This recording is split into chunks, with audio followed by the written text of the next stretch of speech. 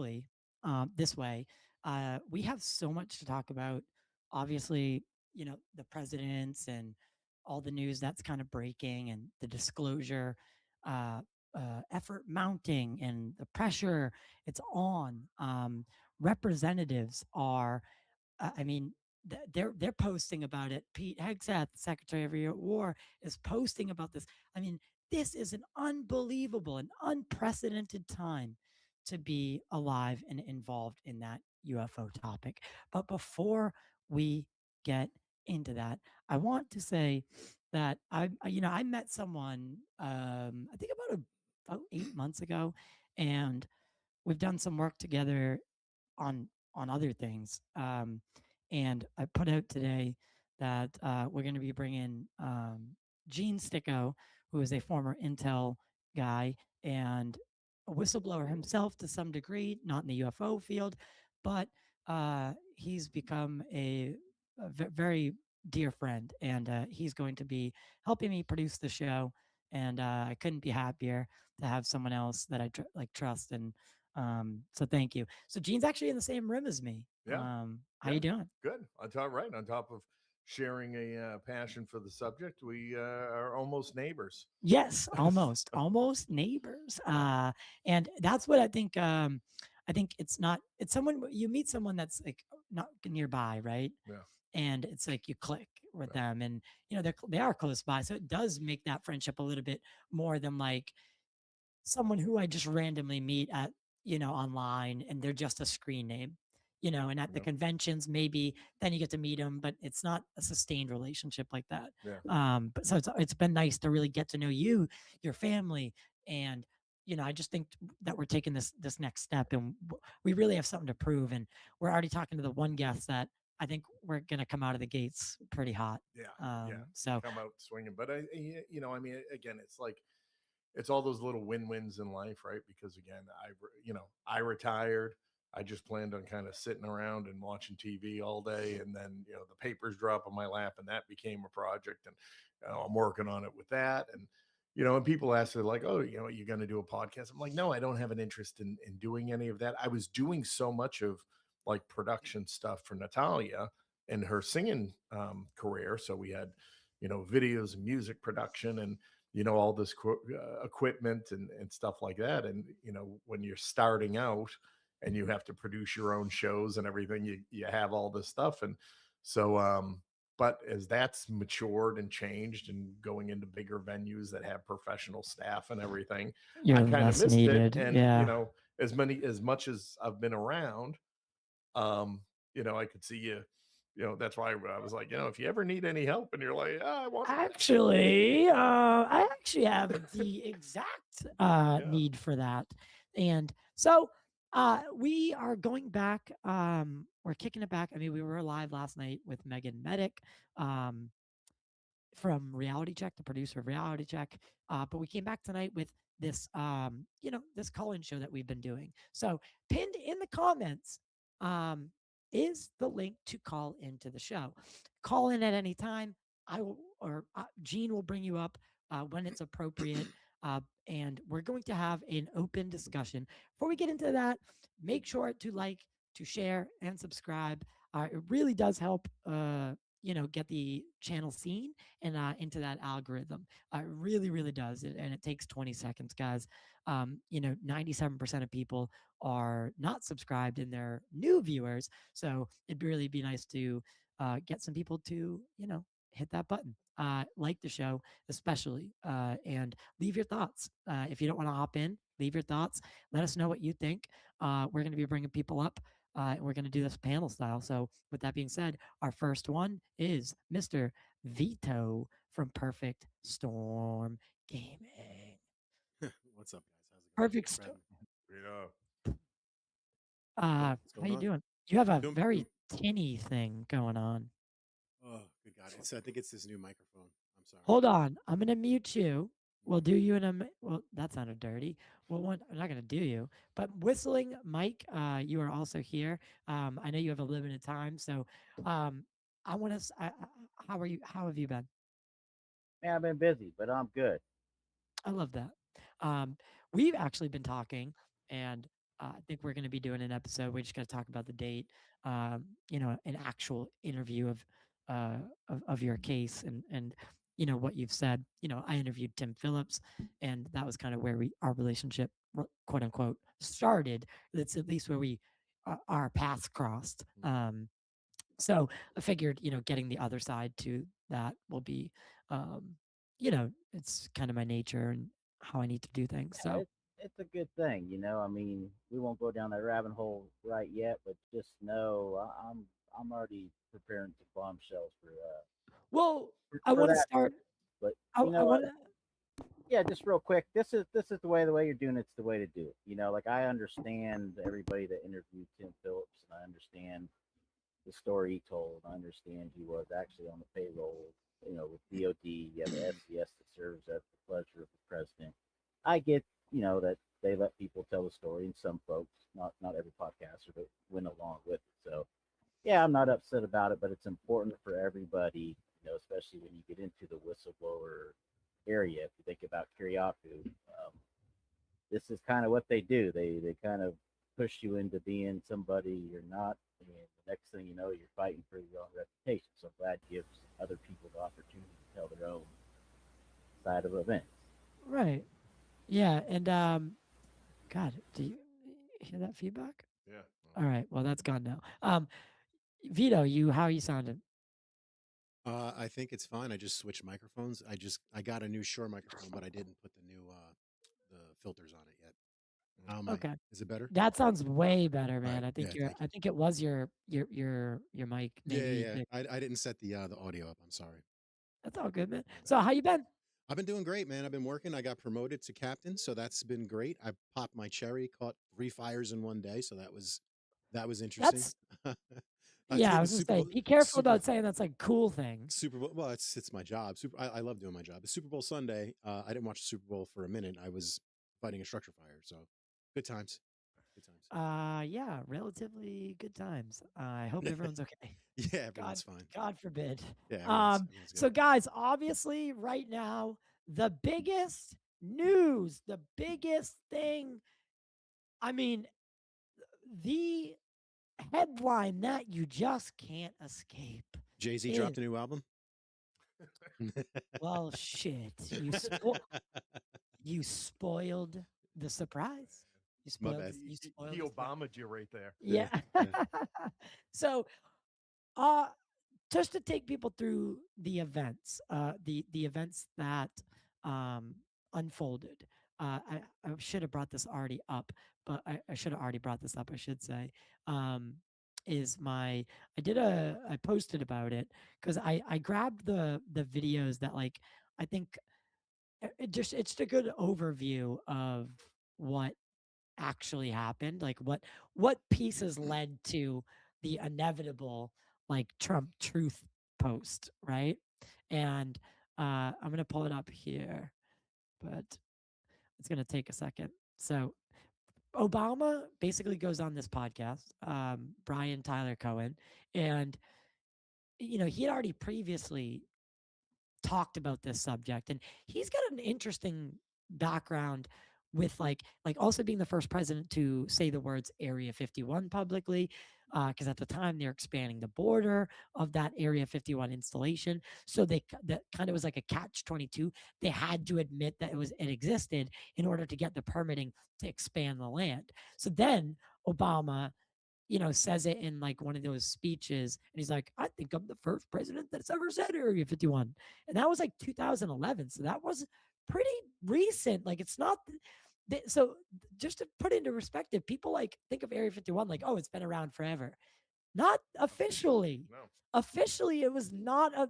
It was. You could see it on the map, and It was never acknowledged. but it was never. That's the thing. It was never acknowledged. You think about Independence Day. Right. It was in a film. Right. And it was not publicly acknowledged. And then later it gets acknowledged. That's kind of weird. Yeah. So then Obama, of course, he had his thoughts and gave his thoughts. And then it led to this series of events that you just couldn't script, right? You just couldn't script it this way. But with this digital world now, like it's kind of like oh, this is the way it would happen. You know, that it kind of makes more sense that this is how it went down rather than, just a president walking out one day and like, hey, we're not alone. Yeah, But here's an alien. here, yeah, like, hey guys, unprompted, no pressure. I'm just gonna start talking about it. But so I want to watch this one. Can you guys hear the audio? Objects Yep. in the skies that we don't know exactly what they are. We can't explain how they moved, their trajectory. They did not have an easily explainable pattern. And so, I think that we're people still take seriously trying to investigate and figure out what of objects in the skies that we don't know exactly what they are. We can't explain how they moved, their trajectory. They did not have. Are aliens real? They're real, but I haven't seen them. And So then he's now on Brian Tyler Cohen. What is it? Area 51. Area 51. There's no underground facility unless there's this enormous conspiracy, and they hid it from the president of the United States. What was the first question you wanted answered when you became president? Where are the aliens? Are aliens real? They're real, but I haven't seen them, and they're not being kept in. What is it? It takes me a minute to choose. So then Trump gets asked about that remark. No discrimination. Something that got a lot of attention this week. Barack Obama said that aliens are real. Have you seen any evidence of non-human visitors? Now, I want to pause this right here because what he says next is it's not the answer I was expecting. Was it the answer you're expecting? I mean, he kind of answered it without answering. Okay, because threw me off fucking completely that the answer that we got was that. Well, he gave classified information. He's not supposed to be doing that. So aliens are real. Well, I don't know if they're real or not. I can tell you, he gave classified information. He's not supposed to be doing that. Well, he made a big mistake. He took it out of classified information. No, I don't have an opinion on it. I never talk about it. First off, you talked about it during the whole campaign, so shut the fuck up. You don't talk about it. You absolutely talk about it. It was just he was mad that I'm not going to get into the politics here. Yeah. However, what did Obama say? He said that aliens existed, right? The aliens are real. If you notice, he didn't say NHI. He said aliens. And if you notice it, they've been using semantics with certain words. So that's what I'm curious well, we've about. known that. That's why, like Sean Kirkpatrick when he was in Arrow, when he specifically cites extraterrestrial, it's like lying by omission, right? You're not lying, right? So but it's not the truth, right? If we go, the one step further, where he says, "And they're not at Area 51." Right. So is that the part that's classified?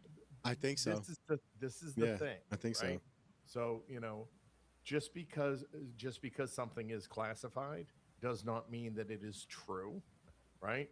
However, in the totality of this situation, what he did was take Area 51 off the board of potential places that aliens could be.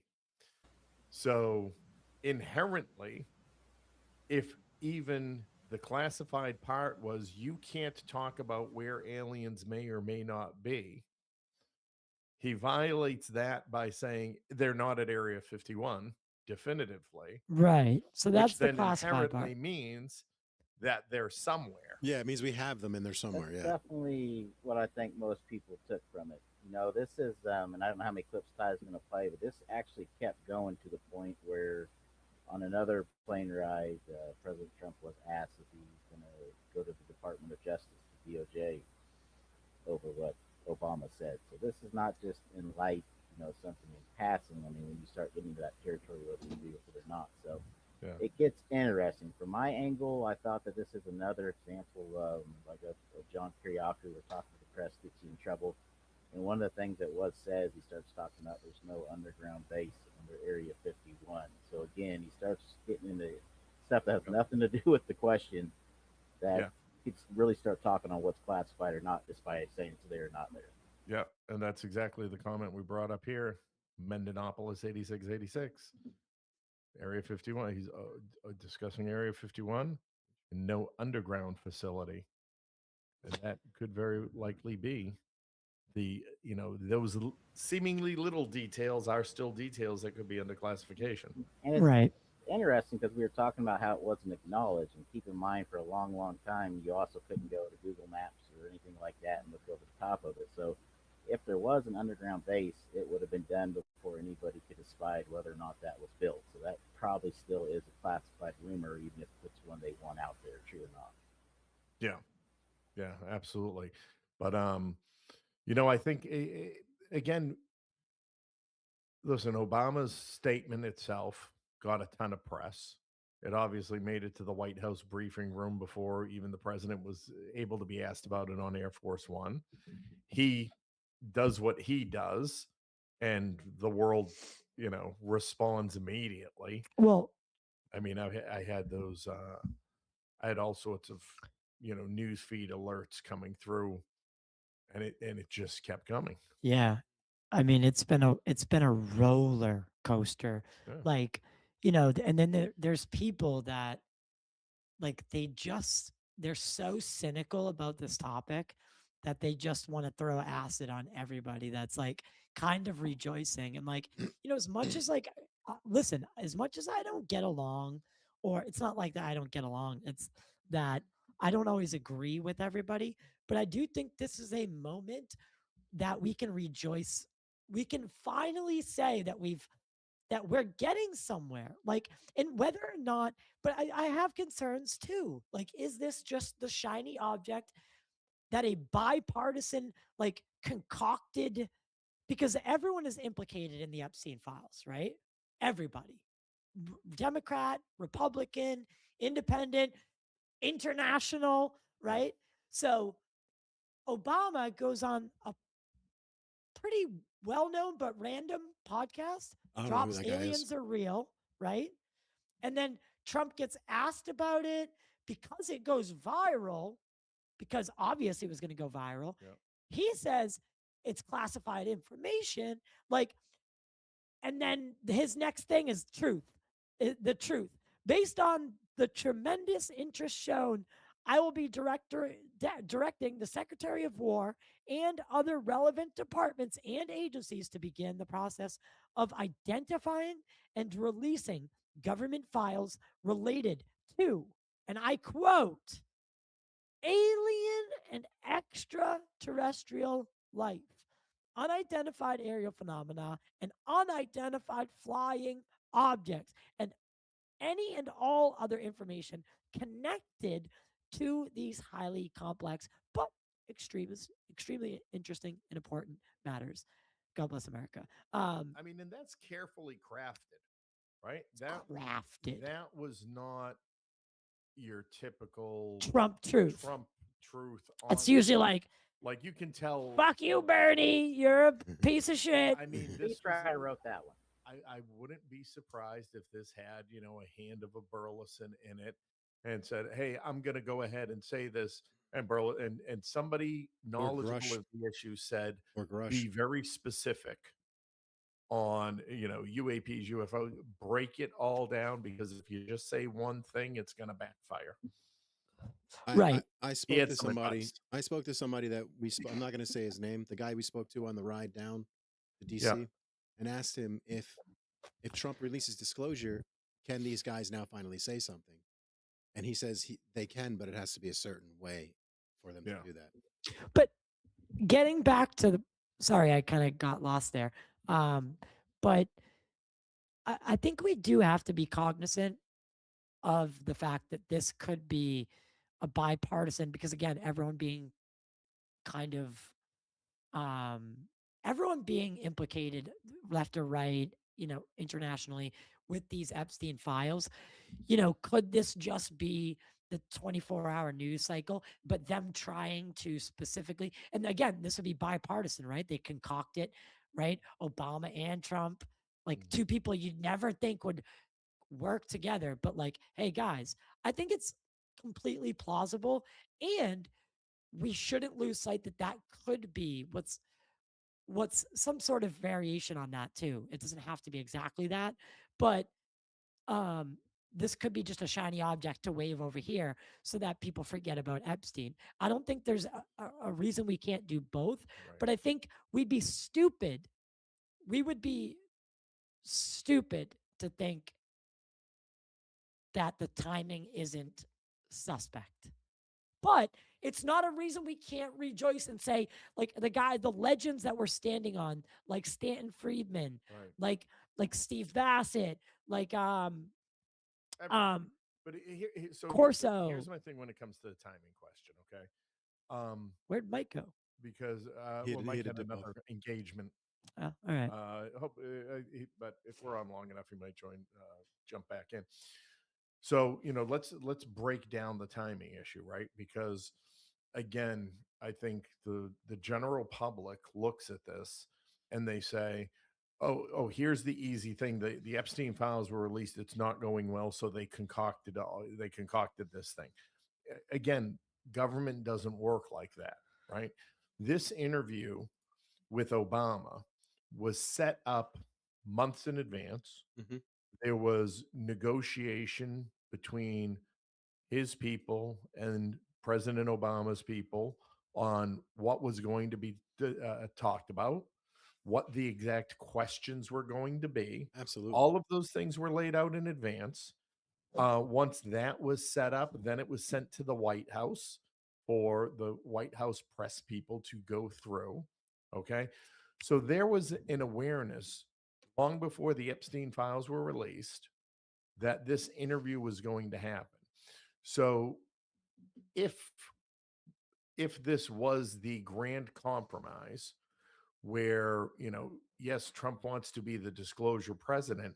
However, they're politically savvy to understand he can't just come out and say it, because the automatic political reaction from the left is, attack him and call him crazy and whatever.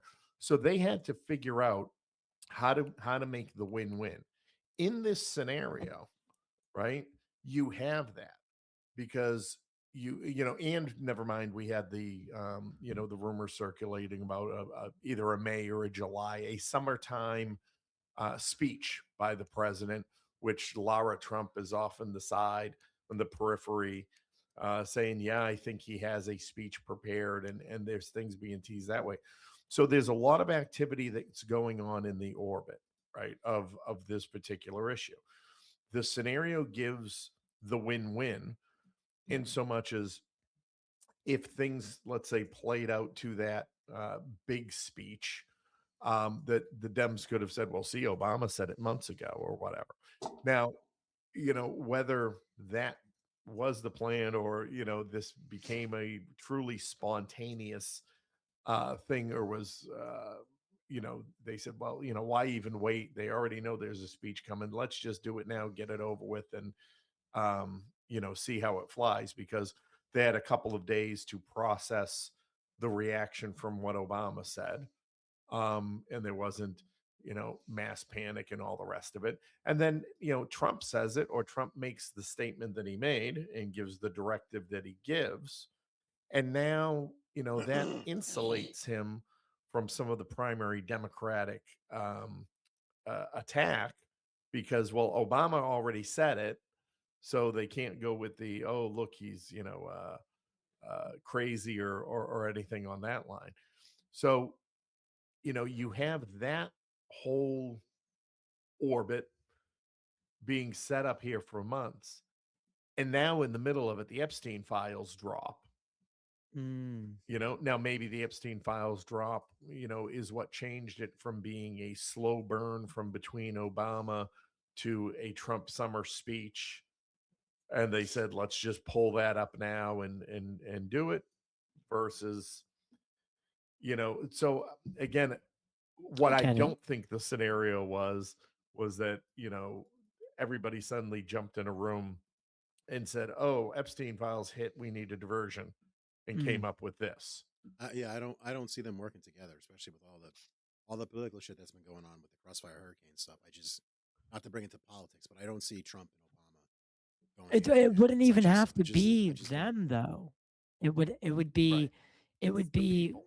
the people that are behind the scenes booking them, wiggling out this plan, right? Trump and Obama would never be, calling each other. Imagine that call. Right. Yeah. Imagine that. What That'd be a funniest call. What the fuck do you want? Yeah. But okay, I want to ask a very pointed question. Do you guys think, and again, from Gene's background to VITO, you as the not newcomer, but the general mindset of someone. I want to hear these thoughts. Do you actually see some sort of tangible disclosure on the horizon? Yes. We'll start with VITO. Yeah, I do. I do, What do you because mean? it's almost inescapable at this point with what they're doing.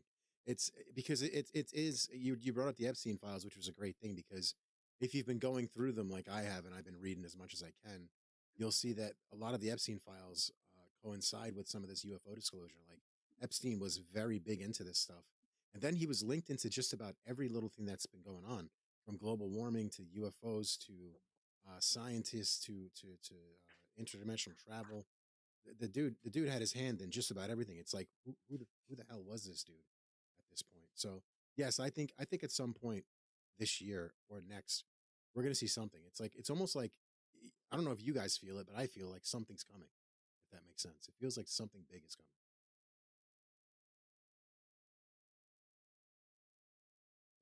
The I can't hear. interconnect. I can't hear you. There we go. Oh, there we go.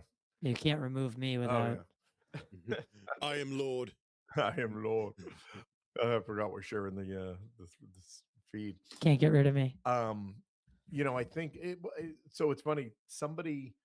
I saw a comment someone shared on X where it was a woman wrote, "What if the satanic baby, or what if the baby eating Satanists are actually the aliens? I was thinking the same And thing. this is Trump's way of saving." And I had to take a step back, and I'm like, It's crazy. you know what? That's actually Yeah, that's actually a plausible scenario, that you can have on the table now. Well, that was one of the jokes, that Jeffrey Epstein was a lizard or whatever. He was one of the. Listen, that's not like, It's crazy. again. No. We've talked about In this. the grand scheme of things, We've talked about this about Ghislaine and this. So she would have, just like Epstein would have the girls, Ghislaine had the guys, right? And she wanted them all to be like this Norwegian, blonde hair, blue eyed, and then they would their hair would go like missing out of the drain inconspicuously. And it's like, again, I've brought this up so many times, but again, if you're blackmailing, you remember who else wanted all blonde haired, blue eyes? I do. In history, I do. So I think, I let's not go too far down the Epstein rabbit hole, right? But yeah, I think it is, as far as something tangible coming out, and maybe to Vito's point, it is part of this overriding theme press of transparency and accountability, right? And it's got to start somewhere, and it's gonna be ugly, right? If that's what we want the truth, we want transparency, and we want accountability, then some ugly details are going to have to emerge for that to begin happening, and they're going to have to, we're probably going to have to withstand a lot of it for a long time as we go through it. Do I think something is going to come out of it? Yeah, absolutely. And I think, again, it's about, when it comes to the public and people who have not been informed or is not or are not as informed on the wide breadth of sub issues throughout this topic, it's going to be a slow rollout. I wanted to do like a column look. I'm sorry. Yeah, it's going to be a slow rollout of what gets released. It's not going to be this just giant floodgates opening and everything gets dropped, and go pick your favorite topic and dive into it. They are going to have to consider taking the public on a much longer, more methodical journey where as information is released, it all leads to the next logical question in the public mind. And so, was on a space earlier, we were talking about this. My personal opinion, I think it has to start with the technology. And when we break down the technology, then the next natural question is who's operating that technology? And then as we learn more about who has created and operated the technology, what have our relationships been with them? And we will look at the official relationships, if any, and we will look at the unofficial relationships between whomever and humanity. And then we will, so it's a pipeline, and things are going to be inserted in that pipeline along the way. Do you guys think that government, because, all right, do you think there's a, because David Grush talked about this in the Ross Coulthart interview specifically, because in Grush's whistleblower complaint to the ICIG, there was a line that he was approved to talk about contracts, like between NHI and humans. Yeah. Do you think that I mean, if something like that's going on, we're not going to find out about that? So the only issue I have with the contract is, what is the enforcement body? How is that contract enforced? If there is a breach of that contract, what mechanism then exists for the enforcement? What leverage is there that is over both parties to the contract? You talking about contract with UFOs and aliens and stuff like that? But, well, right. So there's an agreement between. Now, is it the standard gentleman's agreement handshake, and it's just a goodwill agreement? Is it is it the case of, which isn't an agreement, it's coercion, where they say we're going to take so many people per year, and you're going to stay quiet about it, and no, we don't like that. Well, we're going to take them anyway, and you can't stop us, really. Yeah, what can you do, right? That is not a contract. That is not an agreement. That's just me telling you what's going to happen. Just me telling you how it's going to be. Mm-hmm. But I mean, say something like that is going on. Do you think that's what do you think that the public is ready to hear that we've been working with them? Well, to give, I mean, listen, there's a lot of missing people. Why? People just go missing randomly. They just disappear. And you say working with them like we have a choice. Right. It's just kind of like allowing them to do it, or, the worst cases, we're all in cages. Yeah. I think you and I talked about it before, right? We don't see the nation's best and brightest disappearing.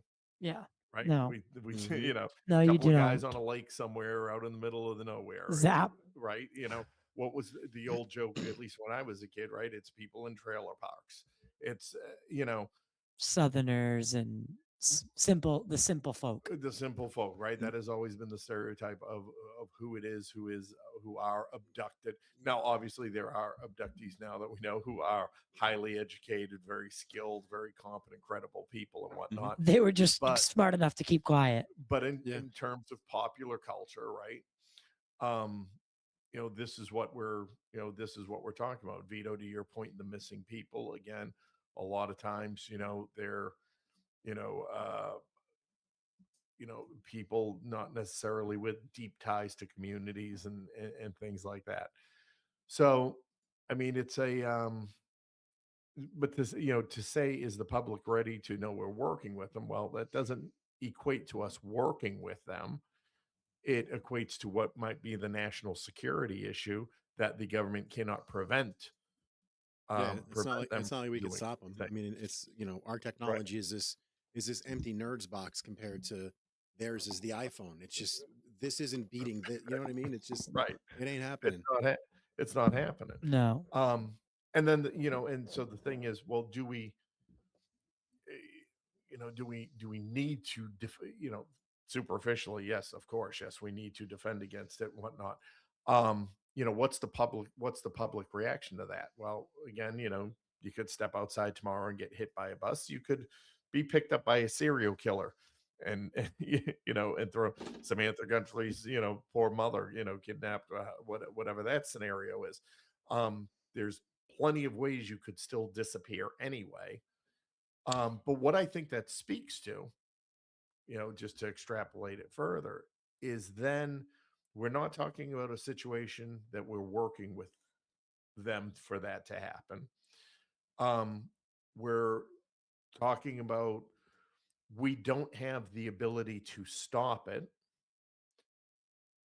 So then does all of that then point to answering the question, and does the government know this answer to the question of what their intent and purpose is?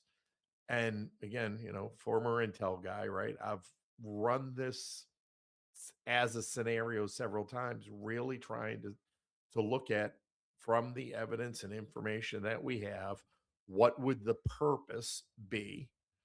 And the purpose would essentially be that, Earth represents, the Earth is a unique biosphere within this one solar system.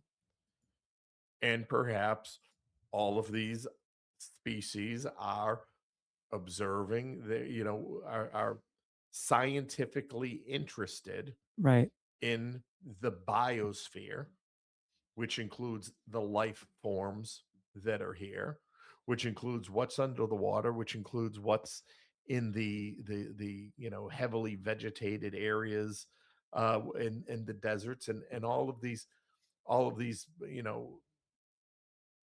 of the diversity of the earth in all things. Because maybe, again, in other galaxies, maybe there's 3 planets.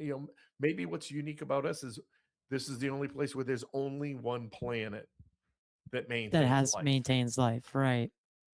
right? Maybe other Absolutely. galaxies have 3 or 4 planets, And they're all, yeah, it's like it's a daisy chain of life where right? they're interacting with us. It's no big deal. And maybe there's some other galaxies that there's no life that's sustainable.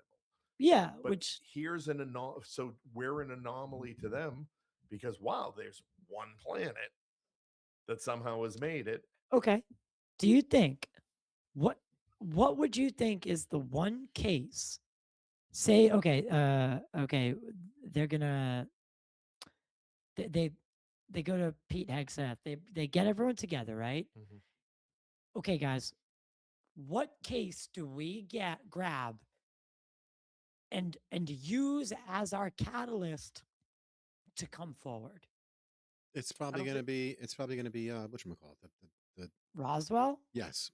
Yeah, because it's the one that's like Why? every because it's the big name. It's the one. You know what I mean? It's the But most well-known one in the States, or one of the most well-known. so you guys don't think like so I don't think it's going to be a case. I think it's going Gonna be to numerous things, yeah. I Gonna be think numerous it's things. going to, again, I think it's going to be categories that, like I broke down, and they're going to start with the category of technology. Now, that might lead to where did it come from and discussions of the case.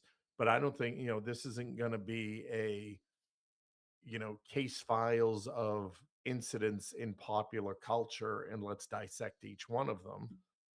This is going to be, so you don't think it'll be like, okay, guys, grab Roswell, let's wheel like everything we have, put it out there. this is the baseline, and now we just establish from there, right? I think it's going to be, yes, there were crash recoveries. Yes, we have, obtained. But that leads to so many follow-up questions, right? But almost and too that's many. the point. That's the point. That's exactly the point. So if we start with that, right, and then everyone's like, "Oh, well, what about Roswell?" Da da da da da. And then What about 9/11? What about Mirabelle? What about this? What about it's and gonna then be the everywhere. experts start coming in, right? So the government gives the big general category, and then the experts come in and lead the discussions publicly, and and there becomes the drips around that. Yes, Roswell actually was an alien crash, and yes, this was actually that, and blah blah blah, and they begin measuring and measuring the public sentiment, right, about those things. And then that's where we start hearing about and having discussions about accountability, and who the good guys were, who the bad guys were, what families were ruined, blah blah blah. I people want to start with, right now, who do we have to put on the, put in the firing line, and who can we throw in jail right now for that? And I am telling you, that is such a premature way of looking at it, right? And amnesty and all the rest of it is absolutely premature to start talking about, because this entire rollout is going to be generational. And and retribution and reparation and amnesty and all of those things are going to come in the form that they have come in, the same form they have come in throughout humanity's history.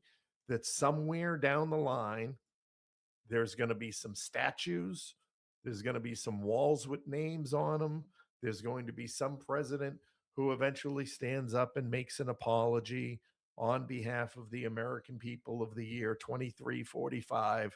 I would like to say I am sorry on behalf of the United States to, the farmer at Roswell. Mac Brazel. Right? That's what this looks like. Okay. I mean, VITO, you think the same? For a reality check. Yeah, for the most part. The thing that someone just said in my chat is every abductee will now have to be taken seriously, which is going to be a liability for the government. We'll have to explain how they knew about and allow these people to be marginalized and harmed. So there's that. The amnesty thing is going to be a big deal, because you've got everyday people that just, the cleaner or the guy that mops the floor in the alien facility. Like, there's hundreds of people that work in these places, right? So all of them are exposed to this stuff at some point, and a lot of them end up with all kinds of problems. It's almost like the victims of 9/11. Everybody who worked on that pile ended up with some type of form of cancer or something. Cancer, asbestos poisoning. And the government had to then now go and pay for it. So you better believe the same thing is happening with these UFOs. If they're trying to reverse engineer it, there's going to be a lot of, oops, we fucked up and pushed the wrong button and vaporized Steve. So they're going to have to, at some point, accommodate for that shit, Well, I mean, again, and maybe I'm just playing devil's advocate, right? Steve was a government employee when Steve got signed a contract, for sure, and all of that. Yeah. Steve's family has already received the insurance payout. Yep.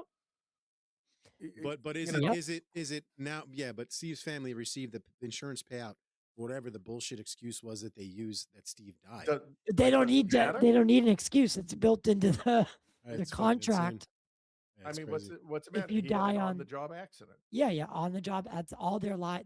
That's and to protect national security, he had a job on. I mean, he had an accident on the job. That's it. What about the rumor for 2027 with Well, because that's even like, say someone dies in combat on a classified mission. Right.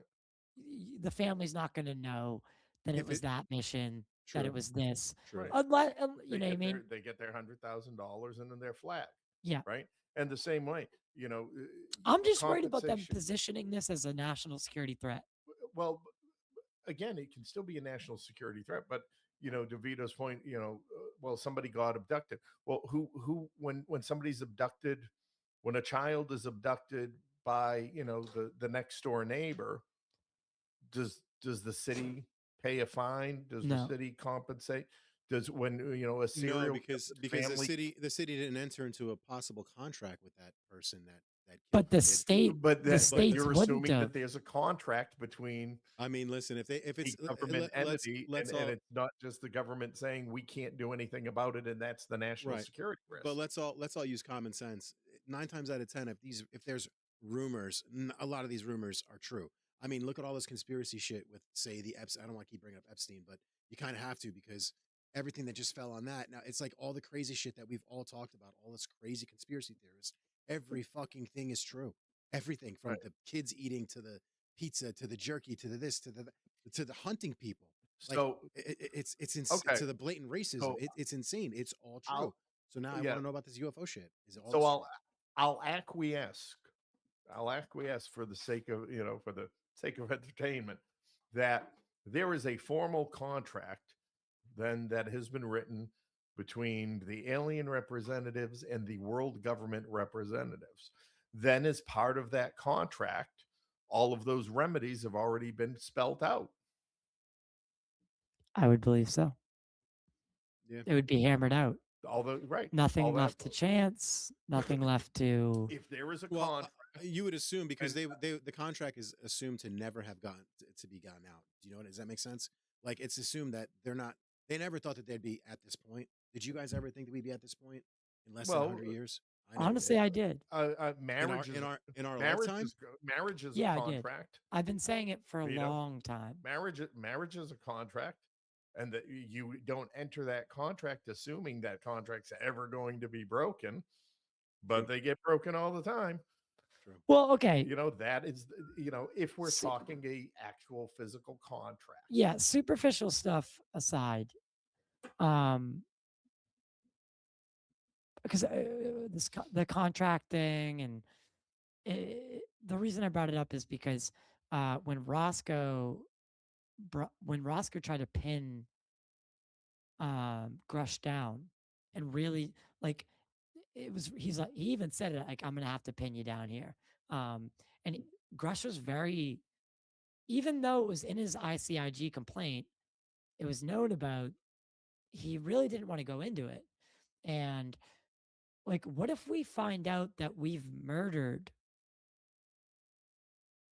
beings that, what if first contact, we murdered something? That could be. I mean, it could be That's possible with Roswell. barbaric. It's claims that we brought those down, and not only that, I'm curious as to our. Listen, if someone shoots one of our Are planes we, down, what do are we we the fucking demons? possibly? What if, listen, we've talked about it. What if we are the result of alien genetic engineering, right? Mhm.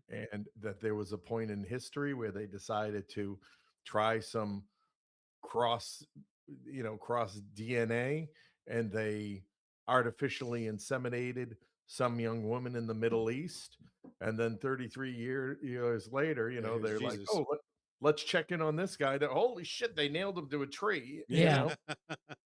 Yeah. But So Jesus was a I space mean, alien. Yeah, could be possible. I mean, listen, she got pregnant by what? By the air? By God, an allegedly? angel, Like, right? But this is what What does that sound like? It sounds like well, immaculate in conception sounds like IVF. immaculate. Yeah, it sounds like Right. immaculate insemination is what it I sounds mean, like to me. whatever it is. Yeah. The point being, Artificial right? The insemination. point being, we are a barbaric and violent race and species. I think that would go a long way. Hear me out. That would go a long way in showing that that actually whoever they are, the visitors, multiple, it would show more about them Yes. having restraint, that we've been consistently dickheads, and they haven't just thrown an asteroid at us from the asteroid belt. And so, which then Yeah. begs the question, right? What is the They're relationship? showing up and they're like, oh my God, what a bunch of assholes, but they're still here. So they're not here because they like us.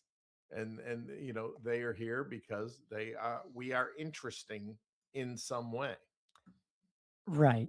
Yeah. Just A like container. We like are a Lazar biosphere. said. You can, you can buy one off of TikTok if you want. What?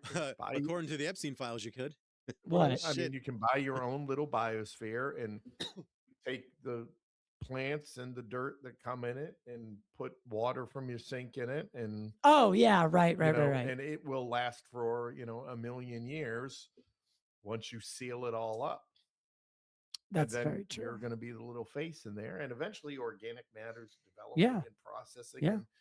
And it is wild. Like life is we special. just might be the same thing. So do you pushing it even further now? A big thing that's been coming up online now that the Trump thing, all of that's out there. A lot of people are talking like Timothy Alberino. There's this big debate that's started to happen about like demons and aliens. And I mean, what do you guys think? Like, are we talking about the same thing, or is there a separation between a demon and a quote unquote extraterrestrial non-human intelligence? Well, if one is good and one is bad, wouldn't that be the separation? And I think one is interdimensional and one is interplanetary. I think there's different things that are visiting us. That's what I think. Well, I think if, again, touching on the Epstein files again, I think if it shows us one thing, it shows us that evil is absolutely real. Mm-hmm. Oh my God. Right? Yeah. Evil exists. Boy, does so is some sort of manifestation of evil.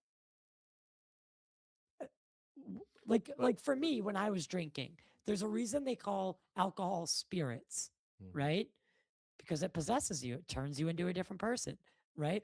So if evil is as tangible as, say, gravity, and it is a force that can act upon us in our realm, if evil can influence us, maybe demons embodied don't exist, but that is a demonic, that is evil influencing matter on Earth, right? So if that exists, the implications of that alone are also tremendous. Yep. Because now we're different. We're dealing with very, very superficial like things here, very, very complex phenomena. And supernatural, yeah. And also, it could. But, kicked out of the Congo line. You're talking about. Sorry, Vito. You're talking about good and evil. I got distracted by comment. Good and evil in the sense of external upon us, right? What about the good and evil of us that's in your own heart? Yeah. Right? That's in, every individual. So, we're criticized again, like as devil's advocate, right? We're criticizing the killing. We're worried about them killing us. Are we as worried about us killing them? Are we, And how are they not like getting even per se? Because if you take down one of my planes, I want to like take your whole country out. You know what I mean? Well, again, right. But listen, but what happened? What happens when an explorer goes into the jungle and gets eaten by a lion? Right? We don't go out and we don't kill every lion, right? Because we're the researchers who have shown up in another creature's domain. Right? So when Steve Irwin got pierced in the heart by a stingray, the Australian government didn't go out and slaughter every stingray. They were like, well, Steve Irwin was sitting around and, he was doing he was doing it responsibly. War on the stingrays. Right? He was doing it responsibly, and, one of them struck out and killed him. But we're also and what if we're dealing with someone, like, what if we find out, because I think we would assume, right, that we are the top dog on this planet. What if we're not? And what if that's the big reveal? They're not aliens. They're ultra terrestrials. And our domain that we thought was ours is not ours. That's going to cause a problem, a rift. I think it was S. Hunter Thompson said that, our dominance ends at the shoreline. Right. Once makes we sense. once we enter the water, we become part of the food chain, and we are not always on top. Right. And that's what I mean. So like when we shift, because again, when one alpha meets another alpha, they both can't be the alpha. There's you know what I mean? Right. So when they do inevitably reveal themselves to us, they are what I would assume would be the alpha, and we would have to humble ourselves. But we already have like tremendous issues with racism and nationalism and all that, and gender, and I get that's all very like. And not what if they tell us we're wrong? what if they tell us we're right? Yeah. What if they tell us our morals are wrong? Why, if they come down and they look at our healthcare system, and what if they think we're just ridiculous for trying to prolong lives that can't be saved in 24 hours? There's sad realities that I think would come to And they play. say, oh no, the order of the universe is survival of the fittest. Yeah, again, Yep. again, See, that's a big So veto. I also think, just if I can finish that thought, so I'm not necessarily convinced yet of the inevitability of them becoming part of our everyday life, and there being some sort of integration and, multiverse, as you're walking down the street type scenario. I still lean much more towards we are a biosphere being observed. The government can open every file on it tomorrow, and you are still not going to step outside and see, you are not going to see 30,000 UFOs out in the sky tomorrow just because the government makes an announcement about them. Mhm. I think everything continues on status quo. Some people will see it, some people will experience, the vast majority will not. That's kind of how I want it to kind of be like that. I don't want it to be some kind of like, because I'm afraid of like some world ending nonsense, because we're just it's going to turn to like apocalypse now if that's the case. It should go if they truly are is it benevolence the word to say for kind? If they Yeah. truly are benevolent, it should go from being engaged to being married. There should be no difference, if that makes sense. There should be like no major difference if that's the case. If we're in some shit, then we're in trouble. You know what I mean? So it's like it's catch-22 for me. Like I'm worried it's either or. Listen, if I it's don't know. apocalyptic, you're not even going to know about it. You're just not going to be here anymore. And yeah, 90% of people are going to be dead in the first 6 It's months. going to be just a light switch. Yep, dead in the first 6 months. That's it. I mean, I think we fantasize a lot more about and again, it's in the popular culture, right? You sit there for 2 hours and watch a movie about 30 years of desperation and Yeah, all the rest of it. It could just be over in a second. yeah. Yeah. This is not Independence Day. Like Right. Anybody who thinks that we're going to have some crazy or like heroic comeback, it's just no. We're going to get mopped off the face of the earth like we weren't even here. Yeah, I don't think. I have a hard time. No one wants to rule over dust and ash, right?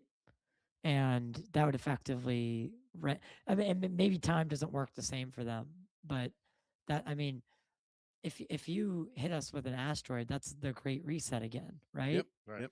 So how long do they have to wait to restart the program, right? I get it, but so let's just say that they don't want to invade us. They don't want to change anything on the day to day, right?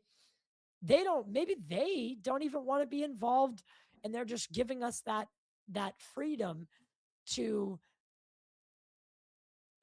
acknowledge that they are there. They're given that becomes global. The understanding that we're not alone.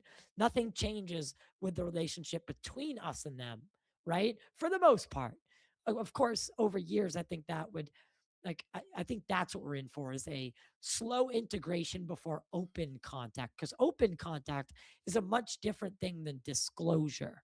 Yeah.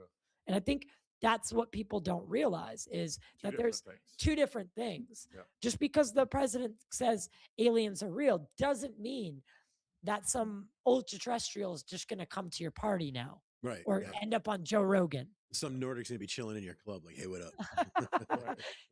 So, okay, Robert, not do you guys know the name Robert Bigelow Yeah.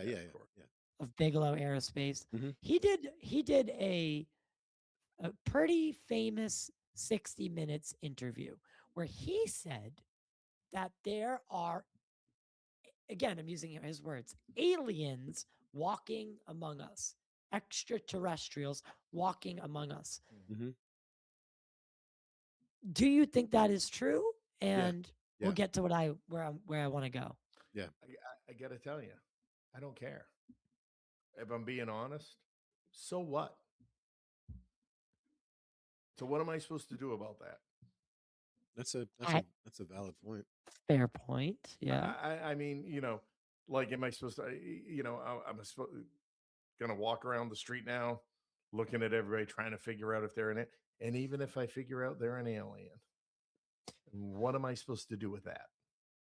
Like, there's so much of this stuff that comes out. It's like what becomes frustrating about it, because it's so if it's true, okay, then great. Then we can all live together. And I guess it's no big deal.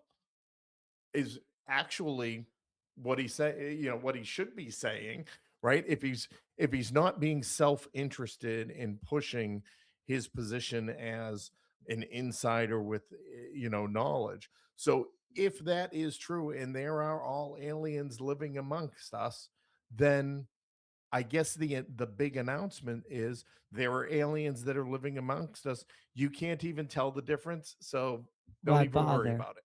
Why So bother? why are we worrying about any of this then? Right. Because That then is a it is trip. obviously no big deal. That's a trip. Vito, what do you think?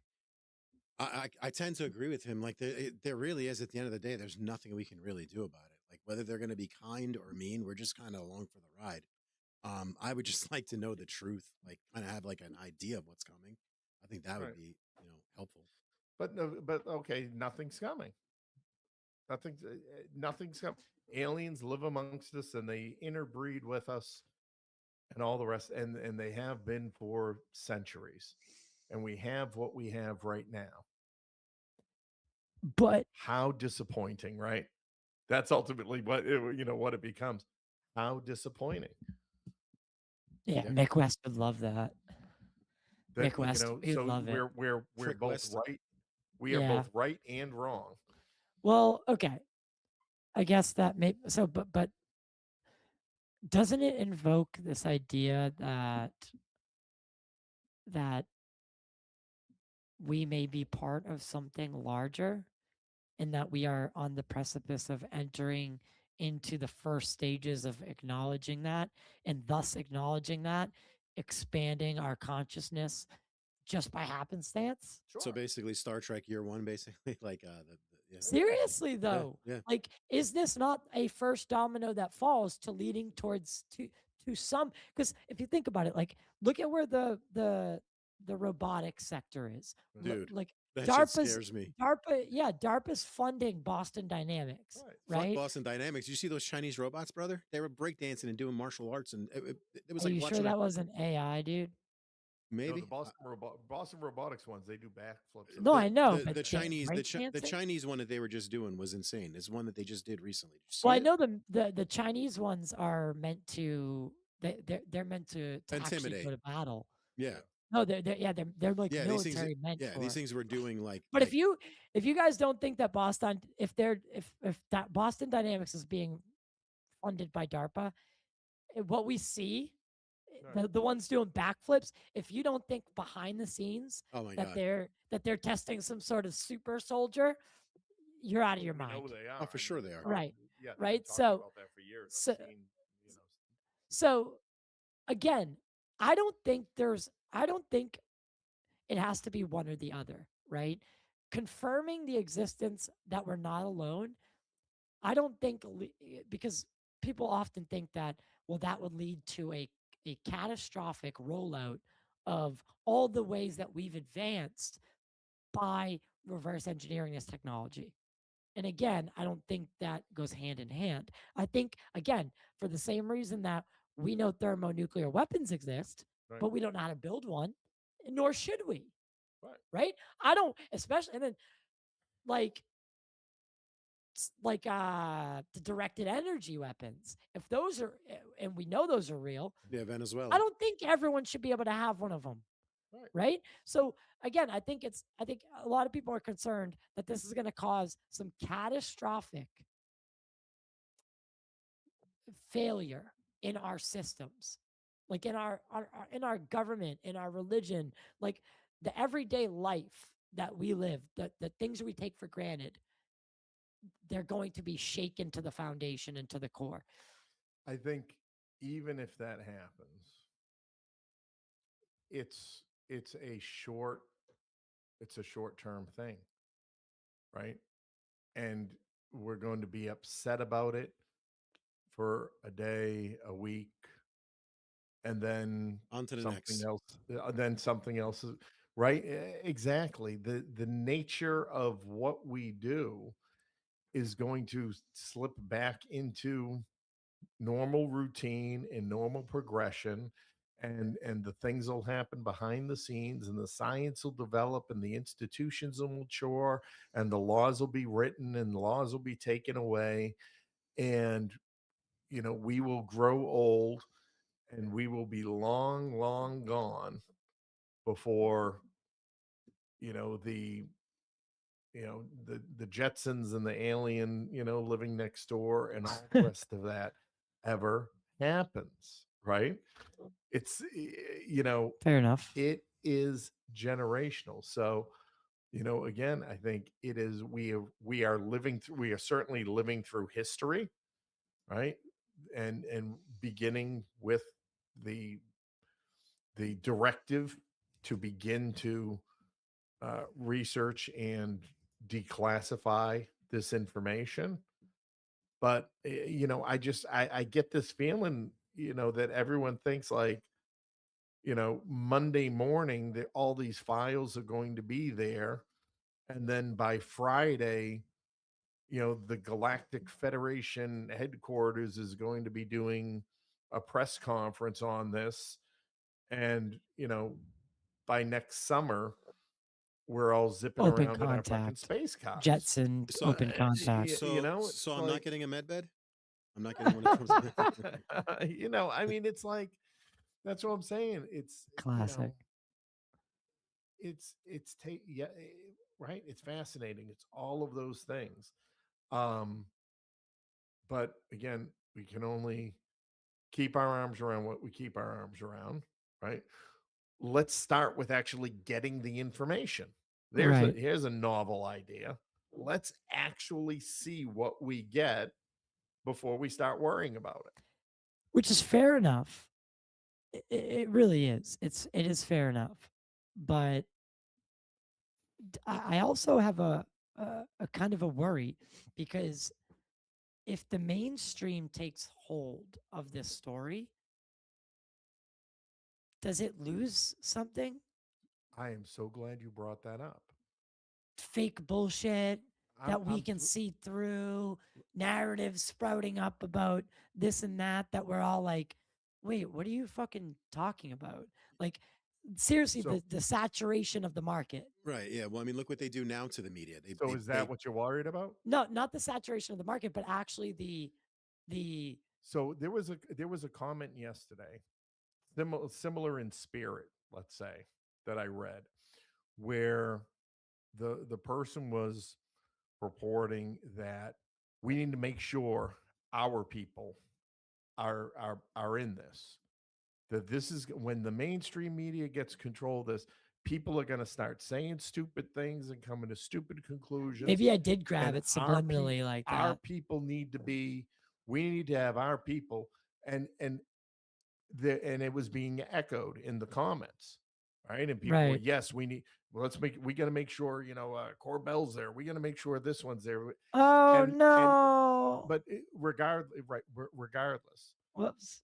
But my response to that was literally, I was like, wow.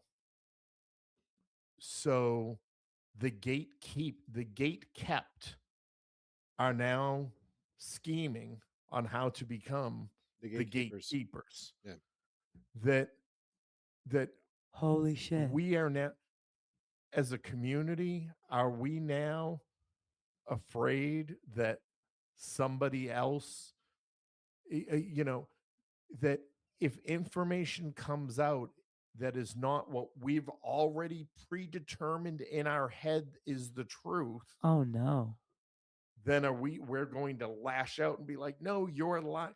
So we want the files, we want the truth. What if we open them up and they are not what you think they are, what they're supposed to be? Isn't that kind of what Grush said? He's like, be careful, kind of, Exactly. They're not gonna, he said they might not be as appealing to us in physical. That's right.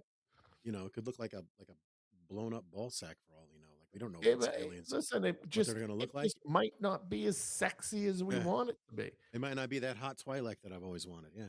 Right. What is this? It might very well be, yes, we are just a biosphere, and well, that's cool. Hey, thanks a lot there, Matt. That was cool, man. Yo, dude. That was what does awesome. that mean?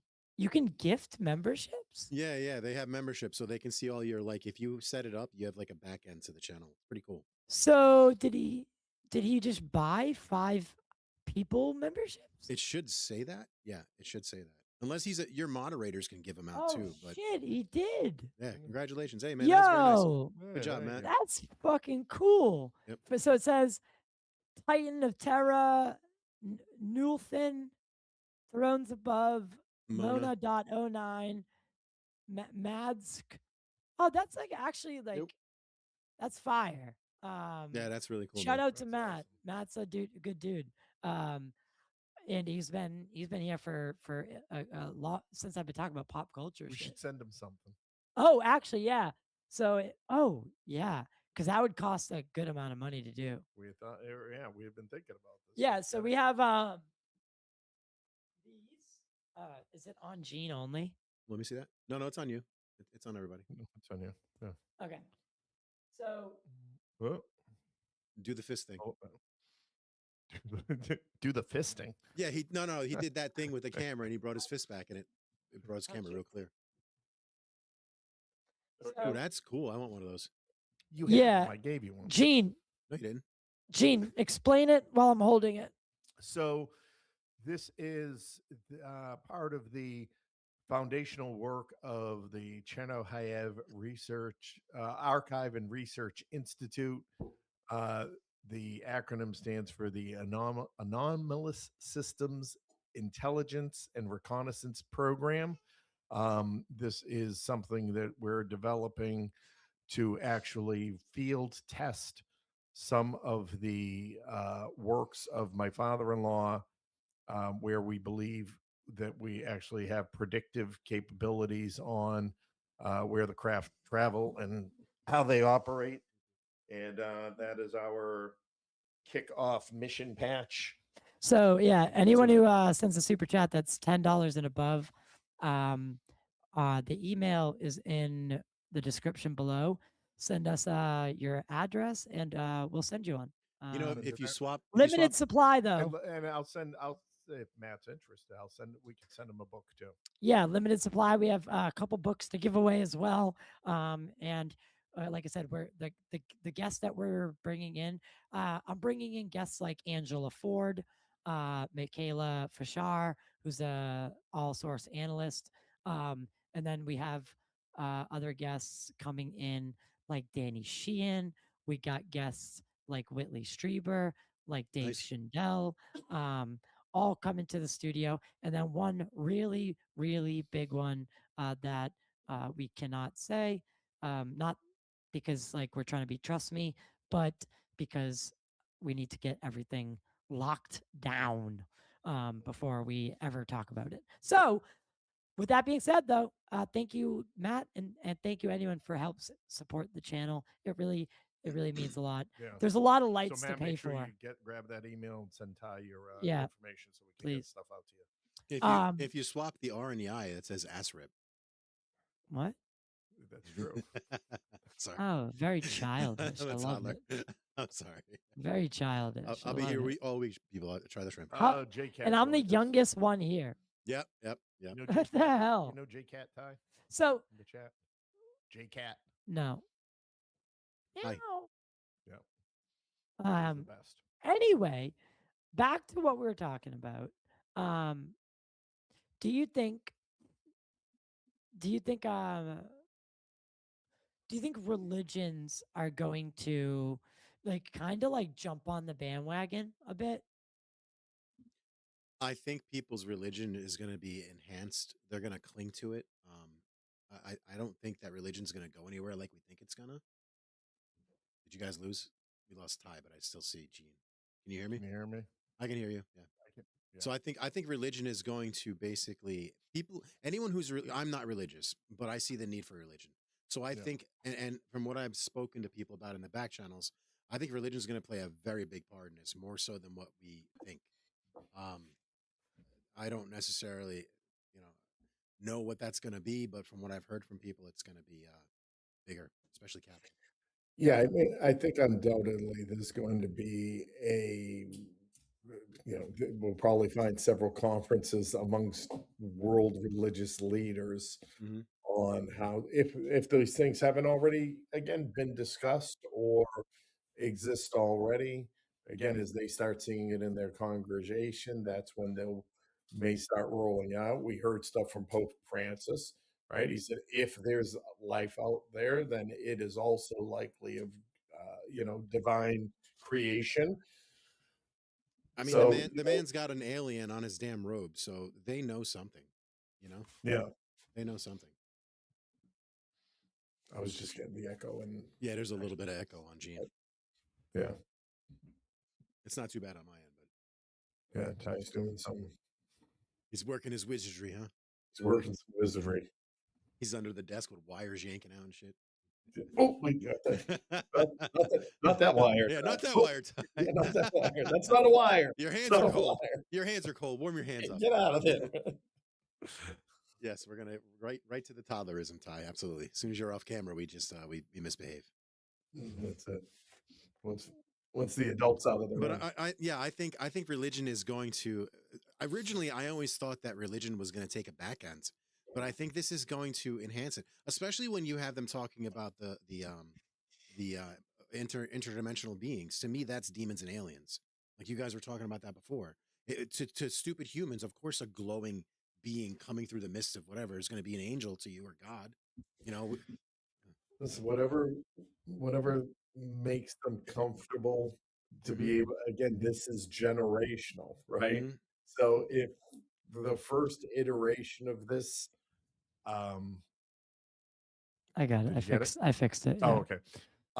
So yeah, if the first iterations, again, it will mature over time, right? It's you're going, it's like I said with the like the ancient alien stories, right? If there was this period of time on Earth when the star people lived amongst and interacted with humanity, and then they started going back to their star systems and left people behind, right?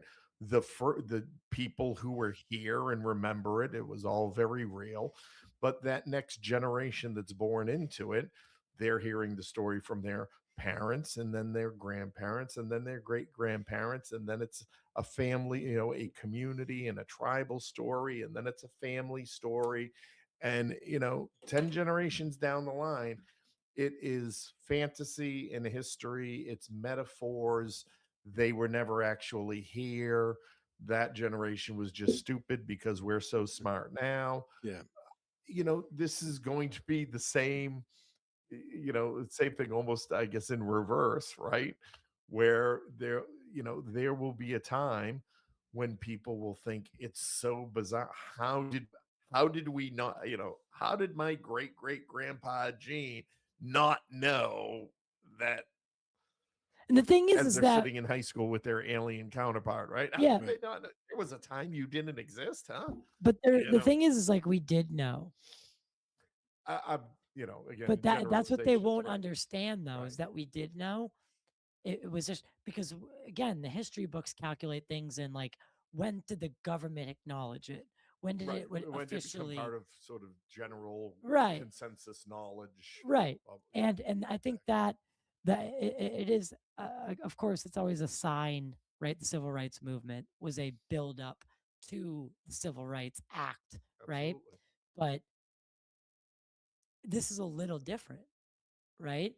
This is like, I mean, this is truly, You asking me or you telling me? no, this is truly a paradigm shift that's you can't, it's almost unquantifiable, because it means it affects every single person on the planet. And I said this last night, but it affects every single person on the planet, because when you, whether rich, whether poor, whether, too short, too tall, too overweight, too skinny, Yep. like black, white, green, when you go up and you stand on the mountaintop and you look into the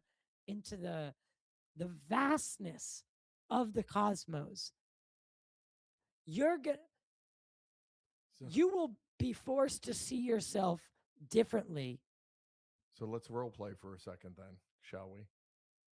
Yeah. Let's just imagine the announcement that came out of President Trump's office was that the Earth rotates around the sun. Did I miss the joke? You trying to say the other way around, like the sun, the sun Did I miss rotates? the joke? Did anyone else get it? What do you mean? Right? Is he trying There to say was- it the other way, like There was a point in history where the Earth was the center of the universe, where the Earth was the center of the universe. Oh, yeah. And or that the ice wall is real and the Earth's really But flat see- and all that other bullshit. It's like, it's fucking lunacy. that's so beyond your comprehension now. Yeah, I'd want to fight somebody like instantly. I just want to go out and Right? punch someone in the That's so far beyond your comprehension now because of what we know. Right. That you're like, Of course it does. Of course, I think what the is- Earth is special. I think that the Earth is more special than what we know. I think it's like a jump point because of the interdimensional, all the portals. Well, I think that comes after. But the point life. being, in that moment, when it's like, wait, we are not the center of the universe, and we move around other things. Oh, do you not think there were religious leaders and everybody thinking that the catastrophe, any chance for a super chat? For a $20 super chat, we for, could we could make it happen. yeah. No, but that was okay. Understandable. That's a good Right? Good analogy. good analogy. In yeah. that moment, that was, I mean, no, it was heresy. They killed the man for it. Yeah, kill Yeah. them, man. I think we're gonna get our minds are they- gonna be blown with the shit that's gonna come out. That's what I'm hoping for. Like, I'm So, hoping it's just crazy. okay. Yeah, I hope so too. Back I to think it. that's great. Back to it. With what we think. So, what is like again playing conspiracy here, Mhm. right? Let's say like there's the first press conference. We're past the we're not alone part. Now we're in the next phase of like what comes next, right? What do you think? How do they roll this out? Is it just a file dump of everything that they deem like I think it's going to be that because now you have to go search it. It's like the Epstein files. Like Right. it's not. Exactly. They're not And going you to know, give you. Now they- you got to go find it stupid. And even with the Epstein files, you still have to type certain things. Like if you type Right. .movie or .jpeg or MP4, then certain things will show up. Yeah, I in a know, way, but their smartest also- move would be just to do a 130 million file down. because they know 99% of the people aren't even going to touch it. Hell no, no, Right. absolutely not. I will. So, but then again, that 1% that does, like with the Epstein files, like there are people that are so dedicated to this that I told you last night that there's this Jmail server, and JTube. Come on, JTube. no. So for the Epstein files, it's it's an email list, right? Oh, yeah. So someone took the time and recreated a Gmail interface for the files. So it can be searched just like a Gmail. Ooh. It's got it's set up exactly like a Gmail. You cannot tell the difference. Send me And that. you can search it. You can navigate it. You can use keywords just like you could in like your actual email, like your Gmail, but it's Jmail. And someone created this, and all like you can star emails just like you can star them in your email, right? But Mhm. in this case, he kind of flipped it. And so anything that gets like a lot of stars gets on the starred page because, and that's Ooh. the stuff like the videos and like the sulfuric acid email, like that's up there. Dude, it's like people are willing to do the work. And honestly, whoever made that Jmail, shout out Hell to yeah. you. Jeff You are Tube. a There's hero. a Jeff Tube also. It's like a YouTube with the videos and the pictures. Yeah, so there's again, people will make the infrastructure. There just needs to be the files. So I think if they do a file dump, we could, because the Epstein thing is in the news every day right now, right? So that it's still big. Yeah. It's just not. And VITO, and if you Prince Andrew's now arrested. he's been Good. arrested. Yeah, good. What? Good. But listen, I'm listen. From a political standpoint, we need to sorry. start arresting Americans, dude. Enough of this bullshit. Why are we letting England take the point on this? We know what's up. Start prosecuting these pieces of shit. Enough is enough. Yeah. That's how. Yeah. It's just. But what if it's crazy to me. What if this is the shiny object to make us forget? That I think we need to really keep that at the forefront. There's room for both, and that's the thing that I'm trying to say to people. There is room for both of these things, and they go hand in hand. Yeah, Nancy Mace, who I'm, I had a relationship enough with her to be able to allow Bob Salas to brief her.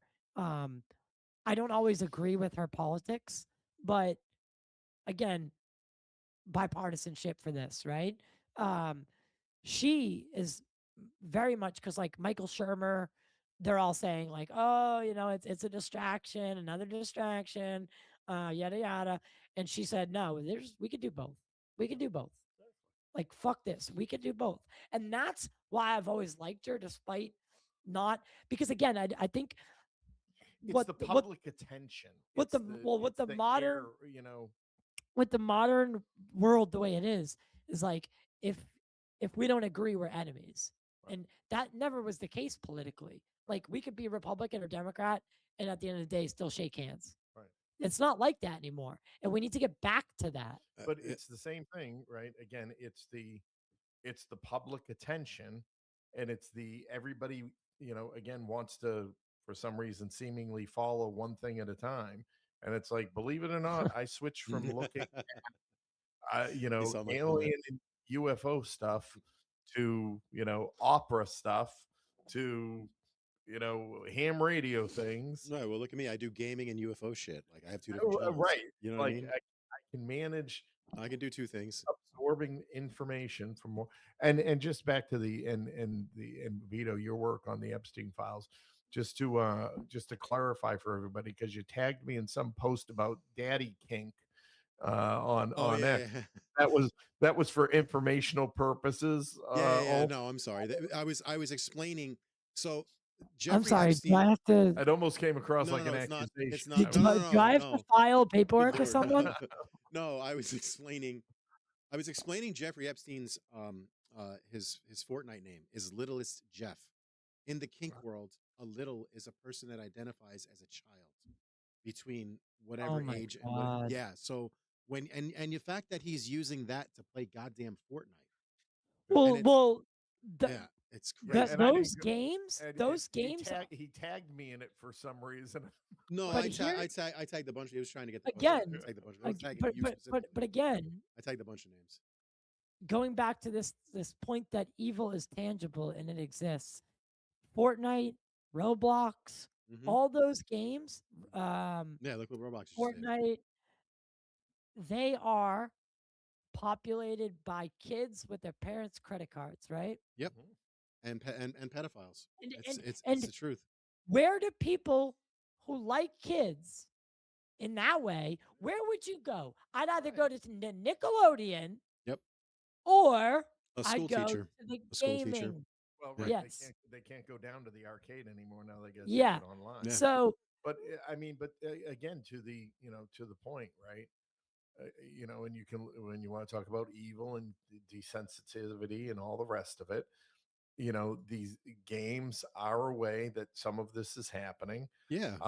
When I was in the Air Force in the early 90s, and they just started talking about drones, and the first thing I ever saw about drones and being a drone pilot was a PlayStation controller. yeah, And I was they like, were teaching kids on them. wow, how brilliant, you're using something kids now, and like Mhm. my kids were using a PlayStation, and it's like, oh my God, you're training my kids already how to fly a drone and operate a thing. Yeah. Well, Absolutely. Gene, think about it like this. I'm a 49-year-old man, right? I've been playing games since I was 8. Yeah. Right? I'm used to playing on this damn controller. Like it's muscle memory. That's why the controllers are on the goddamn a video game controller, 100%. Because these kids are so good. Like my son does great. Like, have you played Fortnite? These kids are building goddamn mansions while you're trying to shoot them in the head with a rifle. I'm like, what the Yeah, f-? it's driving me wild. crazy. Yeah. But anyway, these games, there's litigation already out there about Yeah. predators. With Roblox, Predators, yeah. But it's not just Roblox, it's all of them. Right, It's of course. all of them that the kids play. Sean Ryan has a great guest on. He's had him on a couple times, and he's the guy who, like, he shows all like the hacking gadgets, Mhm. and he's big into um catching and like finding predators online. Oh, Good. So he used to be Somebody like needs to be. he used to be like he used to, he like admittedly was a bad person, and he was like a black hat hacker. Yeah. But then he turned white hat and like is now catching predators Good. online. Good. And There's no room for that in this world for me. It's disgusting. Exactly. And we need to elevate. So that is what I mean when like evil is real, but then you see someone who's giving their time. And by the way, this guy has dealt with nothing but shit for doing what he's doing, exposing predators. Yeah. He's getting shit for that by local cops, Yeah. local authority, because he's doing their fucking job for them. Well, When he's they're doing the job they sitting refuse around. to do because they're in on it. That's what you got to see, man. But the They're thing all in about on it. We don't need aliens for that to be true. Nope. We But definitely don't. that's we what don't I need mean. aliens for that evil to be existing. But here we are in a world where we've admitted that the deep state exists, right? Daniel Inouye has given that's his speech where he talks about a shadow government operating above the law without oversight, with their own fundraising mechanisms, their own army, their own agenda. If we operate in that world where we know this sex ring was blackmailing the most powerful man, arguably the most powerful man publicly, the United States president. Mhm. If that's not the deep state, if that's not the same thing, then am I crazy? But no one in ufology wants to touch it because it's a little dirty. And in my experience, you got to get a little dirty because honestly, the bad guys, they're playing dirty And they're winning. and they're winning because of it. Yeah. And I'm not saying we stoop to that level, of course, but I'm saying that we're smart about it, right? And we're not just repeating the same processes, right? Like expecting a different outcome. The definition of insanity. We can't. Sometimes the system just doesn't work for what we need it to do. I like this comment here. What about Prison Planet? We are the Australia of the It could be galaxies. It could be. Yeah, Right? yeah. That's I've thought about that, but then again, I don't know if this is a prison. You sit in the middle of the Rockies, and you look around. It's I'm sorry, gorgeous. I just got so distracted by Mike Disclosure's comment. It's That's gorgeous. a Or you stand at the that's a summit. fake account. If you stand at the summit of Everest, Yeah. you've worked all your life, right? Or you're down in the ocean and deep sea scuba diving, and you see, you know, the beauty of the ocean, the coral reef. Well, that's what the Brits discovered when after they sent everybody to Australia. They're like, it's actually a pretty nice place. Yeah.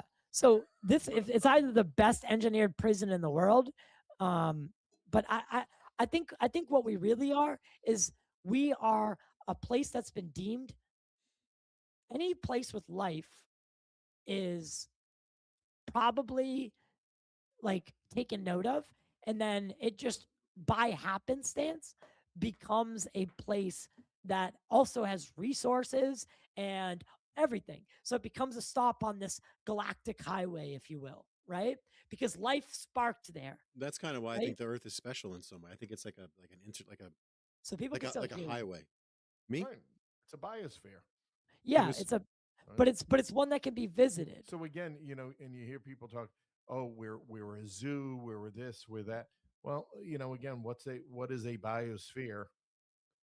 In the same way that we use it, a fish tank, a lizard, Yeah, we're not trapping them, but we are right. inhibiting them.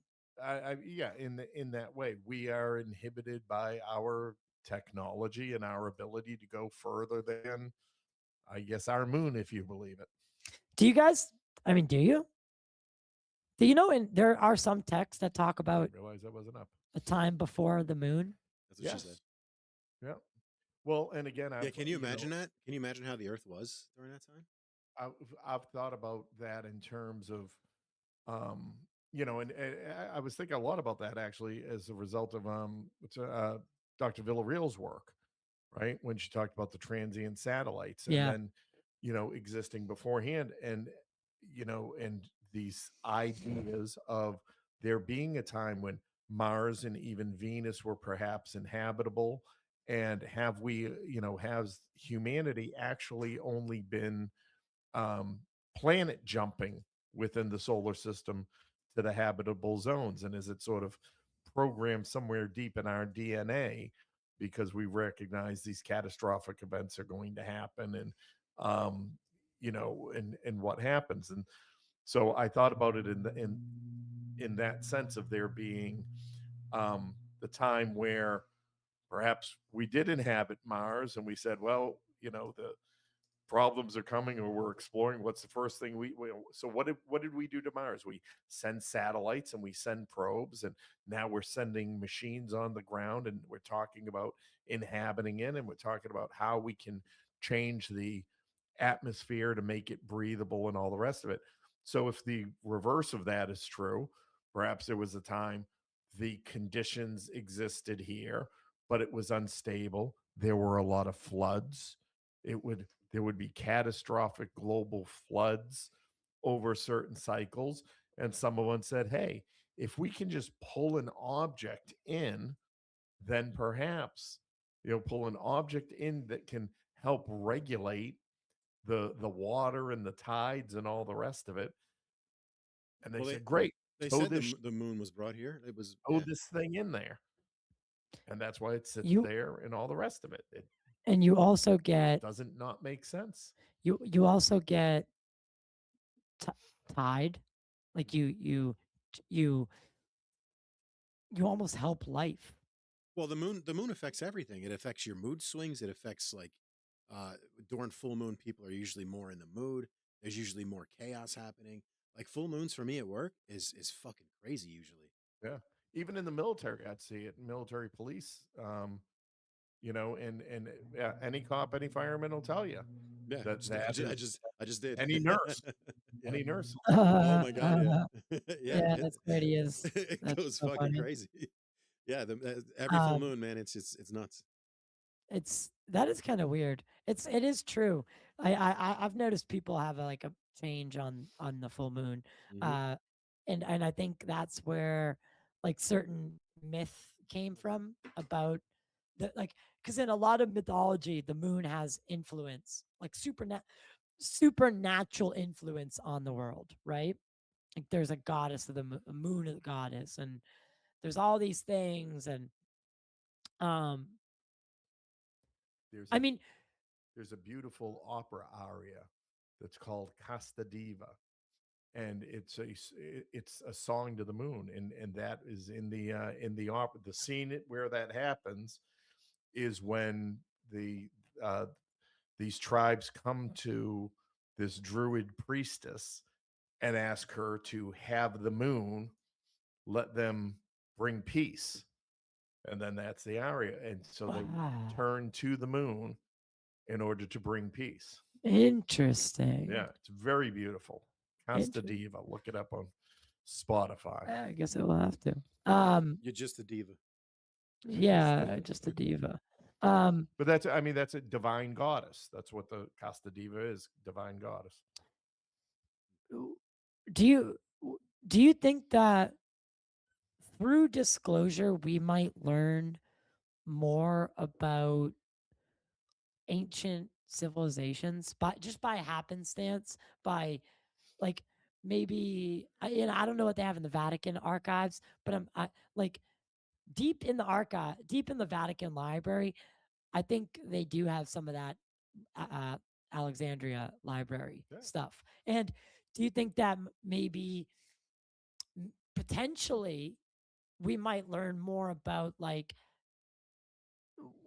human origins by checking one box, right, the army alone, we kind of get the other one too? I would say 100% as soon as somebody puts the work into it, right?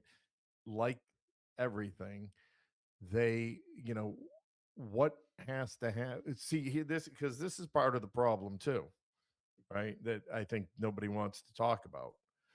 Everybody wants the answers, but then nobody wants to do the work once they have the answer. Everybody wants the access, but they want it all spoon fed to them, and then they just sit and criticize it and and tear apart what's being put. Listen, it's exactly what I go through with my father-in-law's works in the papers. The number of conversations I've been in where people are like, I explain the context of it, and they're like, oh, what about this? And I dive in deep into the detail to explain the particular thing and the engineering behind it, right? And explain that, and he's got all the mathematical formulas written out and all the rest of it. In the next breath, they just go back to what they already think that it is. Right. So even when presented with better information than they had available to them 30 seconds ago, they still just default back. So, the same thing is when you say they can open the Vatican archive and they'll just be like, well, what does it say about this? Or does this document? And then somebody will half-ass read something. What it's going, all of this is going to take putting in a lot of hard work. And the vast majority of the people, even involved in this community, are not actually willing to put in any work. They are not actually willing to, roll up their sleeves and form a defendable position. They just want to send out information and tell you what they think about it, but they don't even actually want to examine it and be critical of themselves. And then anybody that is, and if it hasn't matched what they already think, then they just want to, say you're a jerk or a psyop or something like that. You're part of the deep state operation against them. Yeah. So again, totally think all of that's possible. It's just going to take the people who are willing to put in the work, and and that means investing time, and it means investing money. But guys like Graham Hancock and Randall Carson, they've already got that infrastructure and that research there. Guys like Robert Schoch, But are they going to do it? That's the question. Yes, they're going to do it. I think so. That's, I mean, that's their whole lives has been dedicated to this essentially. Yeah. So, but like, what about like, because the antiquities guy in Egypt, Zahi Hawass, like outside of the U.S., how far do you actually see this spreading? Like this disclosure effort. If the U.S. does go ahead, how far do you see it expanding? Because Zahi Hawass globally isn't going. Is in Egypt? Is he going to walk back everything that he's ever said and say, okay, aliens are they may have had a part to play? I saw 2 comments in the Russian press, and one of them was essentially a somebody involved in the finance, senior sort of oligarch in the finance sector, not even a government official, who just kind of laughed it off. And the other one was like, oh, remember in 1950 something, the CIA used UFOs as a cover as part of the Bay of Pigs invasion. So they're not about to, they're not joining. They didn't seem too excited or worried about it or interested in it. And then it's not even, in the headlines in the yeah, thank you so much, Thrones Above. That was cool. Yeah, so I mean, Vito, what do you think? Do you think how far does this go? Does it go to the Five Eyes only? I think it's gonna go globally. You're gonna have England. You're gonna have Israel's gonna say something. You're gonna have Italy's gonna say something. They've been trying. Italy looks like they've been trying to release disclosure for a year or so now. They've been trying to slow drip some shit out there, haven't they? So I think it's gonna be global. I think you're gonna Russia's gonna come out with it. I don't know if China will, because they're very secretive. What do you think? I mean, I don't think Russia didn't seem particularly inspired. No, I think the Chinese actually are pretty open to the idea of it. I think again everybody's gonna wait to see what actually it looks like out of the U.S. Oh yeah, they'll let sure. Yeah, they're gonna wait till they're gonna see what exactly does this look like. But I think countries like Brazil, like he said, Italy, they might come quick right after. Yeah, because Italy's been trying to drop the ball for a while, have they not? Like, have they not? Yeah, they're just not big. Like they're not, Well, they're still recovering from the pandemic, unfortunately. Now that we know it's the plandemic, planned by Epstein, that is crazy. Wait, what? You can't make those. Oh, you have to say allegedly. Allegedly. Okay, because that is a very, very, very matter-of-fact statement. It's in the emails. They planned it 3 years ago. But so isn't like random spam from like Rogan is in the emails, but he never went to the island. It was him declining. Right? No. Yeah, no, I know about that. I'm talking about the actual email where they said he was planning it out with Bill Gates. Okay, walk me through it. I want to hear it. But say allegedly. Allegedly. Okay. Allegedly what? They were allegedly planning the pandemic. They were talking about releasing a pandemic. They were talking about hopefully this is going to work. The shit that's coming out is crazy. I don't have the direct email in front of me, but it's out there. Let me see if I can find it. I mean, I could pull up the Gmail.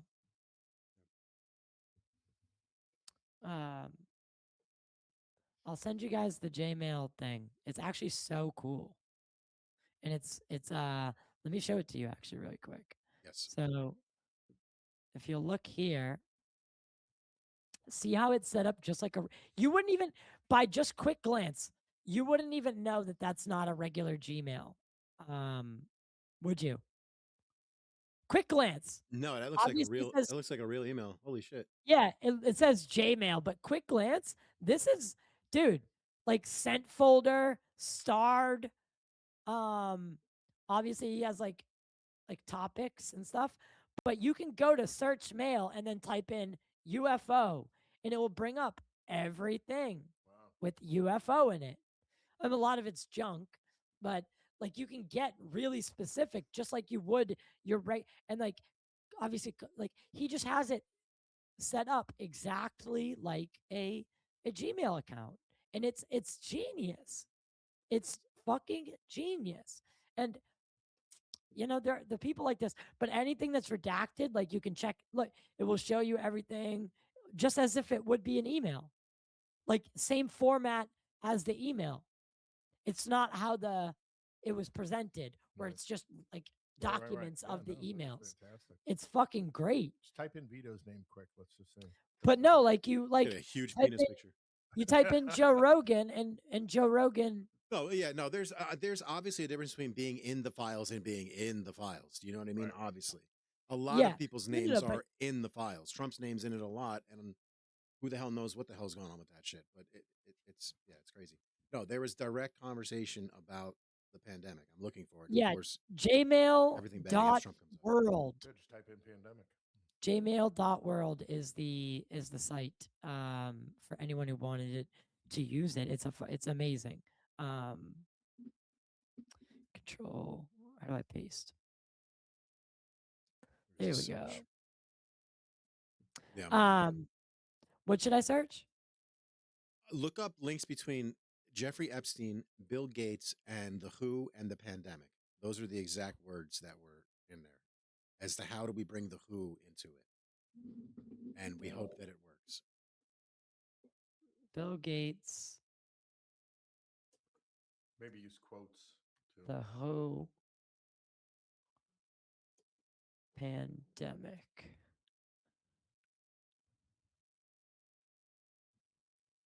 No. Nothing. But just put Bill Gates and who. I won't say the who. Let me check my X account. It's got to be. And use quotes. Bill Gates. But again, you have to think it's functioning like a real email. So how would you find it in your actual email? Yeah, no, I gotta find it. It's working by those parameters, right? Mhm. This is from 2020 again. So I think you have to be a really good. So World Health Org redacted May 5th, 2014 at 11:59 a.m. I hope you are doing well. Would you please pass? Ah, shit. That's polio. No, they literally talked about a pandemic. Yeah, the virus is transmitted. This is about polio, but I don't know, man. Mike disclosure number 6. Betting gene isn't in the files. That is correct. Here, there's a Bill Gates tab over here, so maybe that will help me find it. Pandemic in the Bill Gates tab. Guys, he's looking quick. Just a comment, follow up on Mike Disclosure 6's comment there. No, I am not, but I can be found in the WikiLeaks. Give you something to do. Dun dun dun. There is a mention of me in WikiLeaks. What, that you like opera? No. I'm scrolling back through my my shares. That was still a highly kept secret back then. That was Of course, now that I'm looking for it, I can't fucking find it. Oh, you know what? Whoa, actually, look at this. You get it? No, but this is different. Sorry, I've been quiet, but so this is from Boris Nikolic. I don't know who that is. And Bill Gates is on this. And it says, so it starts off by, it might be a great path forward.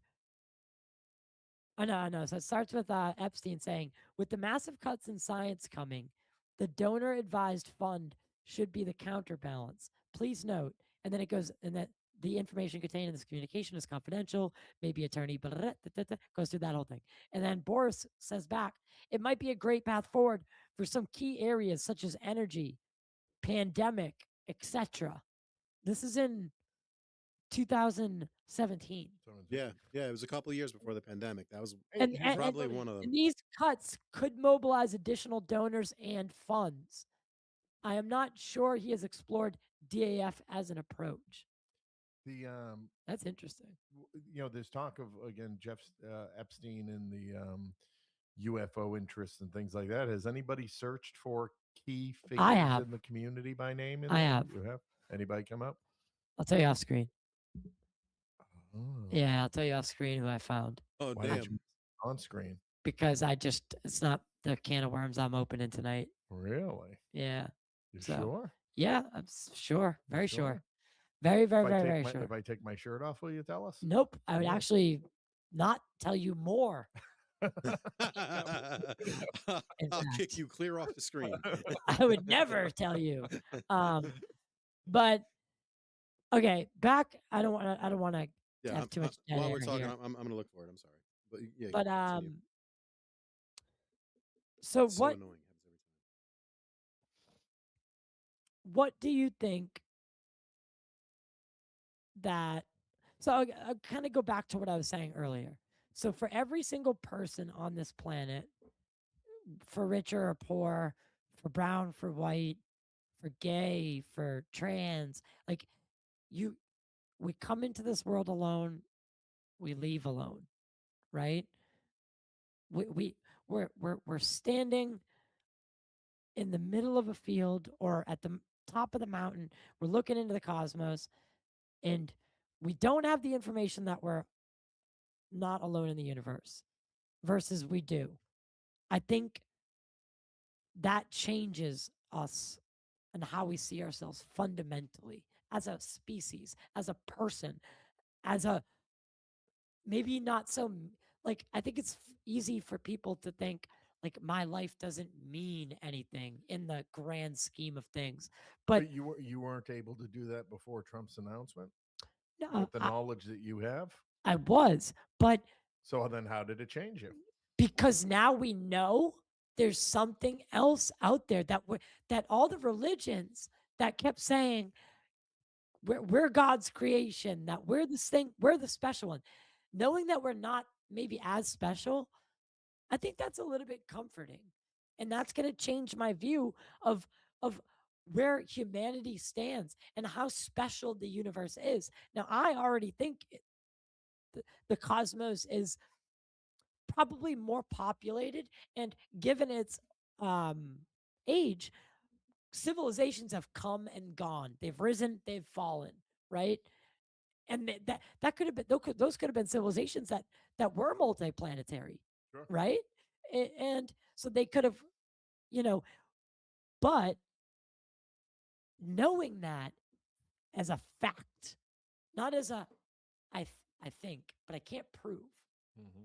I think that does change your outlook as like what is humanity? What is what What if what is this fucking what if all 9 planets what is all this? planets in our solar system, what if we're just the last survivor? Yeah, what is all this? What's our place here? That's some freaky shit right there to think about. That's Right? What if that, that is the interest in us, is that we are the last survivor in this galaxy. And the pattern is, galaxies, all the planets are inhabited at some point all together, and then each planet starts dying off one by one. That's What very if that's how's your view from Mount Everest then? that's bleak. But then again, it's like red pill, blue pill. Listen, right? Again, that's. Would you rather know the truth, or are you okay with the fake steak that tastes real? I mean, The simulation. no. Print this steak and kiss my ass. It doesn't make any difference. Oh man. What do you mean it doesn't make any difference?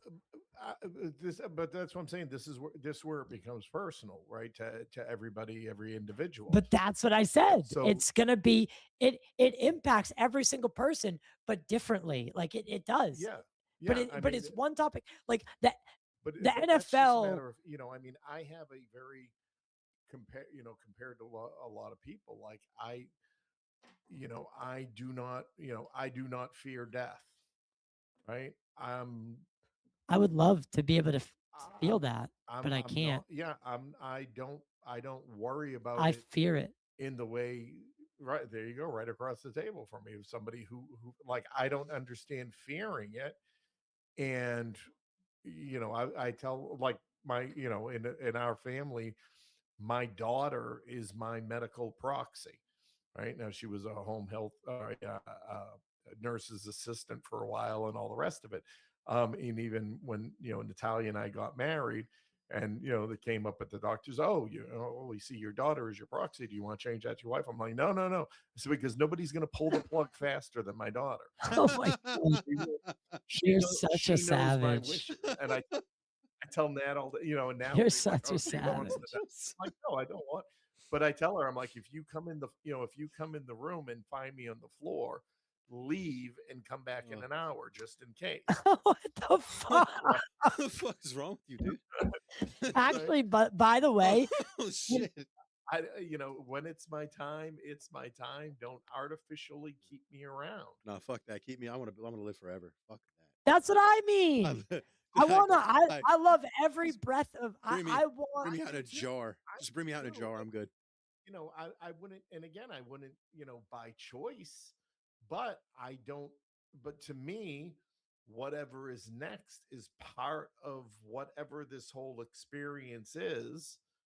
So why would I prolong it? Why would I prolong whatever is next any longer or artificially? For what purpose? Because it's the fear of the unknown of what's next. Yeah. Right.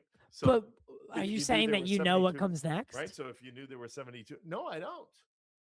And that prospect fascinates me and excites. I think that's fucking A, man. That's incredible. That's crazy. That is incredible. That it's like I don't know, and do I just wake up and I'm a trash panda, and,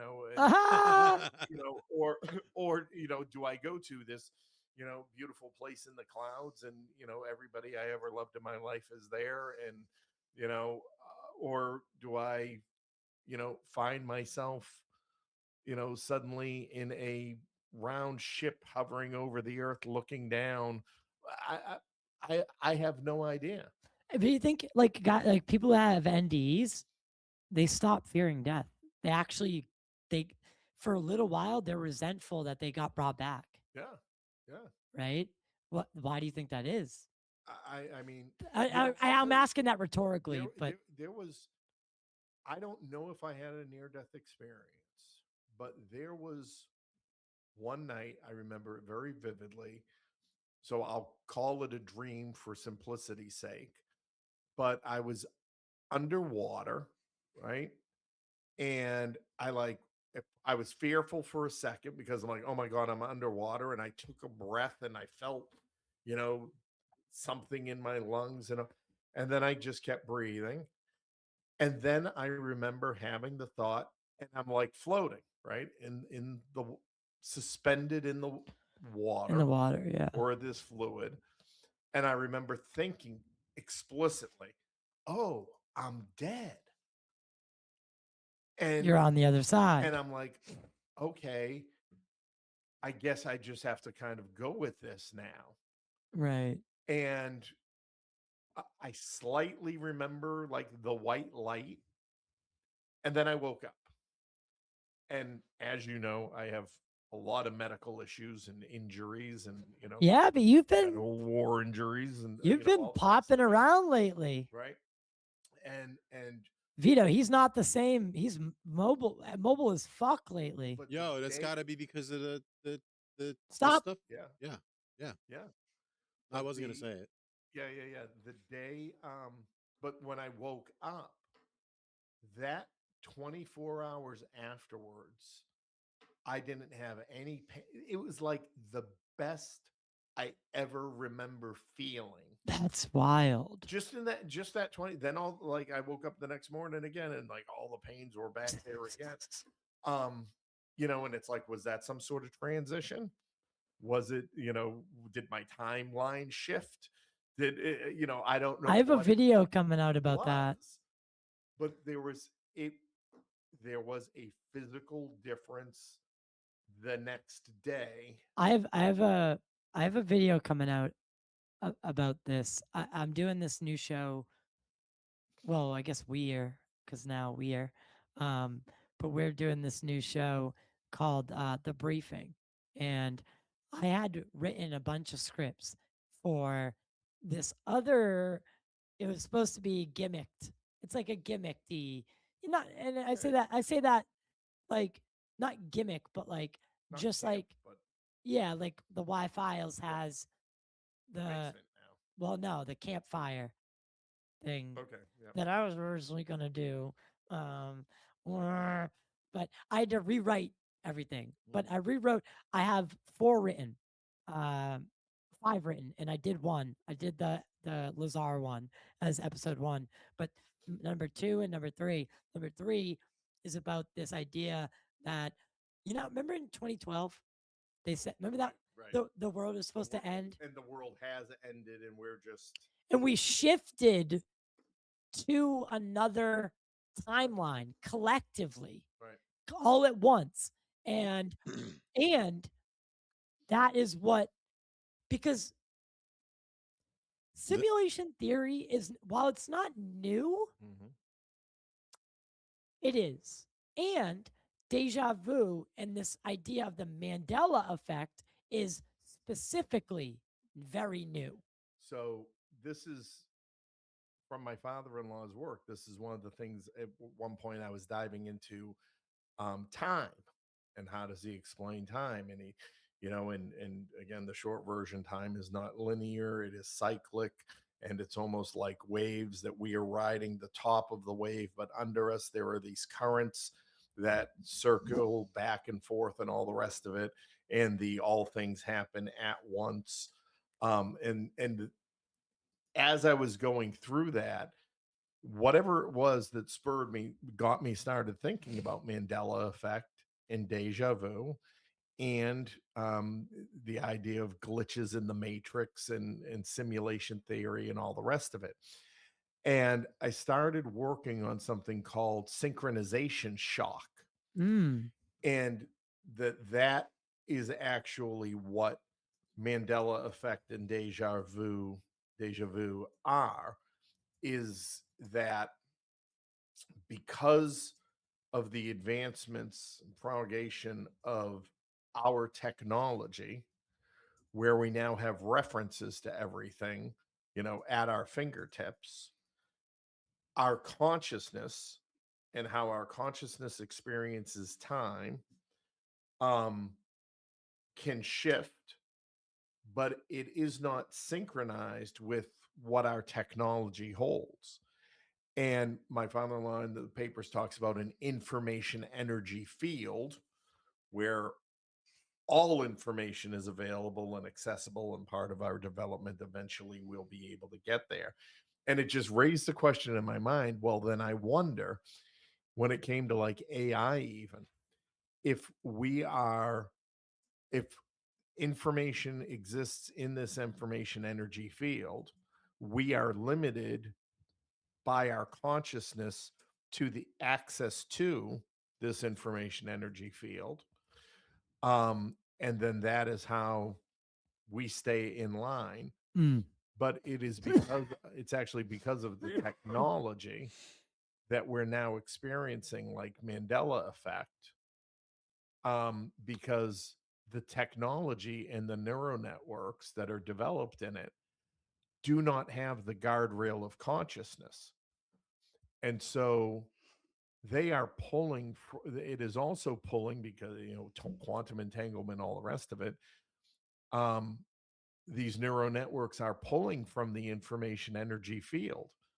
And so when like AI hallucinates, it's not hallucinating, it just pulled the wrong timeline information. Okay. So there's no doubt in my mind that Mandela effect's real, and there's no doubt in my mind we were supposed to watch Trump get murdered that day. I think you're right. I think the time shifted to something different. Also, Ty, check the chat on StreamYard. I posted a bunch of things there. You know what I also wondered? If, because the when they talk about, again, like, I mean, we can use VITO for example, right? Where you just meet people and you click. Yeah, it just happened, dude. That's it's whether like, it's your we know each other for years, and this and that, right? And again, part of all of this is resonance and being on the same frequency. And then we say things where where you meet somebody or you hear somebody say something, you're like, what world are they living in? And I wondered, I'm like, can there be a scenario where we are all actually physically present, but we are not experiencing the same timeline? Are there people? That's fucking wild. Could there be people out there who That's busting actually brain. that, like, when we're driving down the highway, could the guy in the car next to us potentially Be living in his own be reality, but living in the shared. timeline where Hillary Clinton won the presidency, where Trump was assassinated, where JFK wasn't assassinated? And Bro, because of resonance, I'm consciousness, fucking and frequency, I don't think I'm high enough our for this. paths never cross. That's fucking wild. My wife So is like big on you're this, driving Mandela. down the highway with the same motherfucker that lives in a reality where Trump was assassinated, But our paths never cross. but we never because cross, right? resonance and frequency keeps us from. But then the Interfacing. people we interact with. But the people we interact with, we interact because our frequencies are attuned. We walk into a store when a certain clerk is there, not because we know them or we're in there every day, but because our resonance, our frequencies and resonance are aligned, that allow us to interact in that way in that day. Yeah, you see it, but like fate, I'm okay with that. And is that fate? Yeah, and destiny and stuff like that. It's like if free will is not a thing, I think again, and this does route back to this UFO disclosure, right? Because I think most people, correct me if I'm wrong, most people associate UFOs, yes, with the little green men, but also like kind of like the figuring out the keys to the universe, right? Once that happens, it's like a whole new world, right? And in that whole new world, do we find out something like that where destiny, like they know more about God, what really is God, Right. and they're able to enlighten us a little bit. And there's secrets that certain people have kept because maybe those are the things that are too heavy, maybe those are the things. And should those stay secret? Like if they are, if a non-human intelligence is responsible for the creation of human beings modern day, but we're talking about multiple phenomena, is it okay to let the bag out on one but not the other? And who decides? Right? Because it's all encompassing. It's just kind of like, you just been deciding. They've already decided. But are you okay with that? Like, are we ready to know our creator, like our literal creator? That's a very theological question. That's a deep philosophical one as well. It's like, are you ready to literally meet your maker? Listen, does it mean and so if we can answer that, do I not have to go to Wegmans and pick up groceries tomorrow? You do, and that's a cop out. It's not a cop out. I mean, it is reality. But it's also a cop out. If they say God is not the bearded old man sitting on a throne in heaven, he is a alien scientist who existed 2.5 million years ago. He was the chief scientist on the first mission to this, and that's literally his name was God. And that's a common name like John is to all of you there on Earth. And thank you, the Vern dude. He did all sorts Appreciate of it. DNA, switching and melding and mending and blah blah blah. And now you're here. But we have his great grand alien. Nailed to a cross around all of our necks. It's fucking it's fucking morbid. Right. It's fucking morbid. Like, can you all stop doing that? Yeah, like, can you stop killing the ones that we hybridized? Can you stop hammering my kid on a metal cross on your neck? Like, what the hell, dude? Yeah, I mean, But I think it does change. And it may, of course, you still have to go get groceries. Of course, you still have to go pay your bills.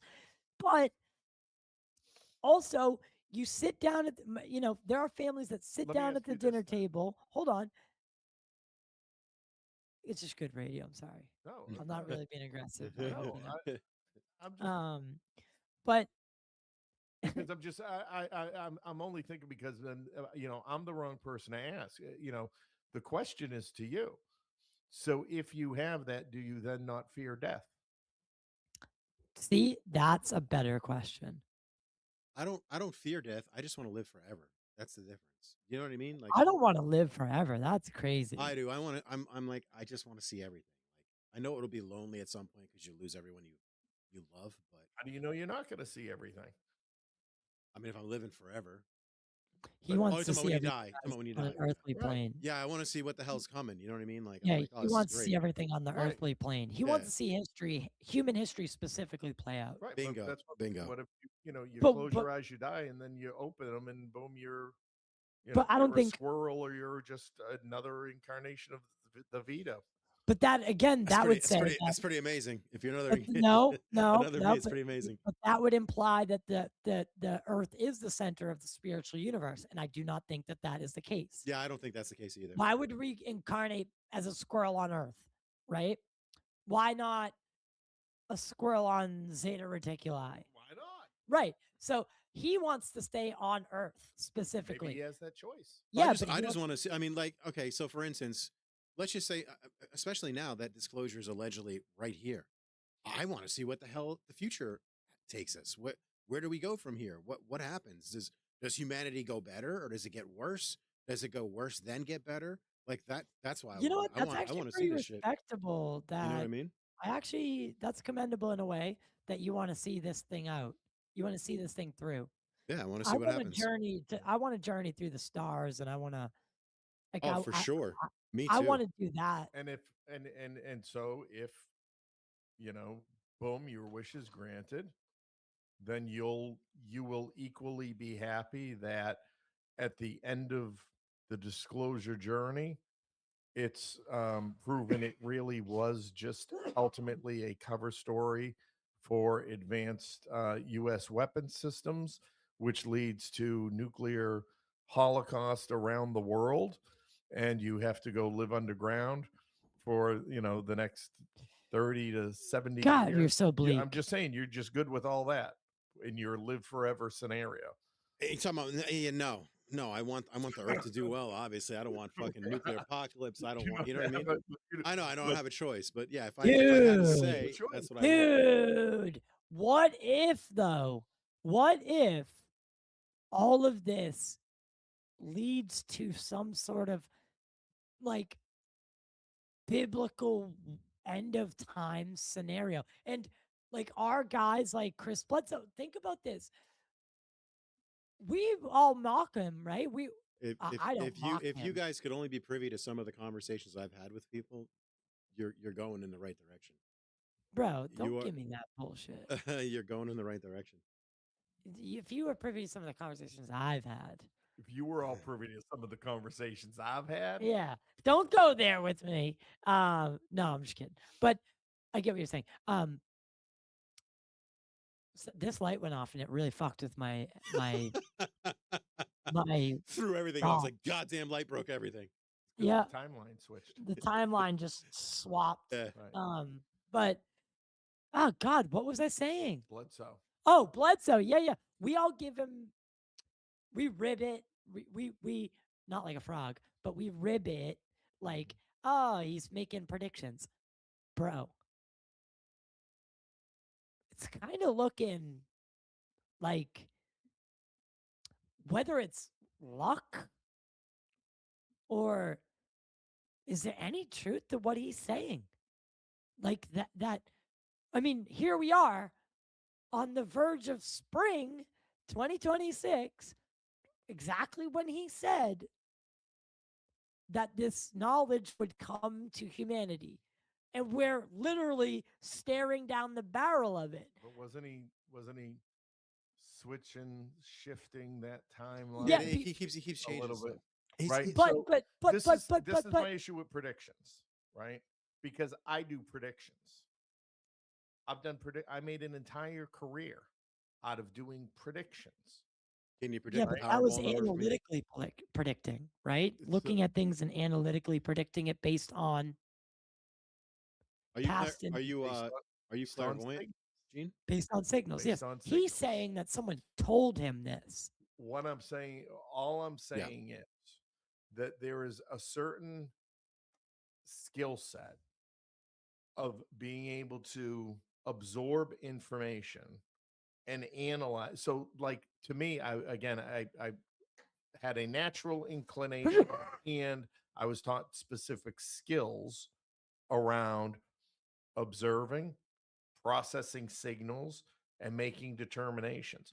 The parts I was trained on were the speed of it, because I needed to do it quick in order, to not be killed in in situations. Right. So there, as we all have the natural innate ability to do that, right? Mm. So again, I never say people don't believe what they believe. Perhaps that's how he's processed it, or it has come to him. Um, I don't find it as miraculous as The others next guy. as others do. I don't find it. I don't find the ability to discern, to discern events necessarily miraculous. But okay, Vito, do you have any thoughts? I think that there are people that are clairvoyant. I had a touch of it as a kid. Like I used to be able to just know when things are happening. I can't predict shit, but like I can feel when stuff is coming. Now, does that make me clairvoyant?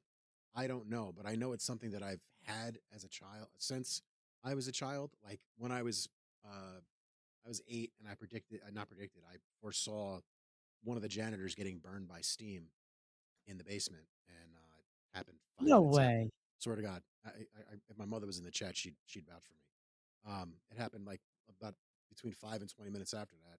The janitor got burned by steam, and the teacher took me to the side and was like, "How did you know?" Because I flipped out because I saw it. You know what I mean? And I was a kid. I was 8, so I've shut myself off to a lot of that stuff growing up, especially with the ghosts, being able to see things that others can't and experience and feel it. Like it freaks me out. So yeah, it's possible that people are clairvoyant and can see things for sure. I mean, our brains, we only use what 20 to 15% of our brain capacity. If we used 70, it would be insane the things that we could do. But I think, I mean, in similar, I kind of experienced the thing where I knew I was in a car and I knew I was going to get into an accident. And like within minutes, I got rear-ended. Oh God. I knew it was. I dropped somebody off, and I was just like, it's like you see keep it. your phone close. Something's gonna. I'm gonna get in an accident. Mm-hmm. And they're like, no, no, no. And then sure, just somebody ran me from behind suddenly. 10 minutes later.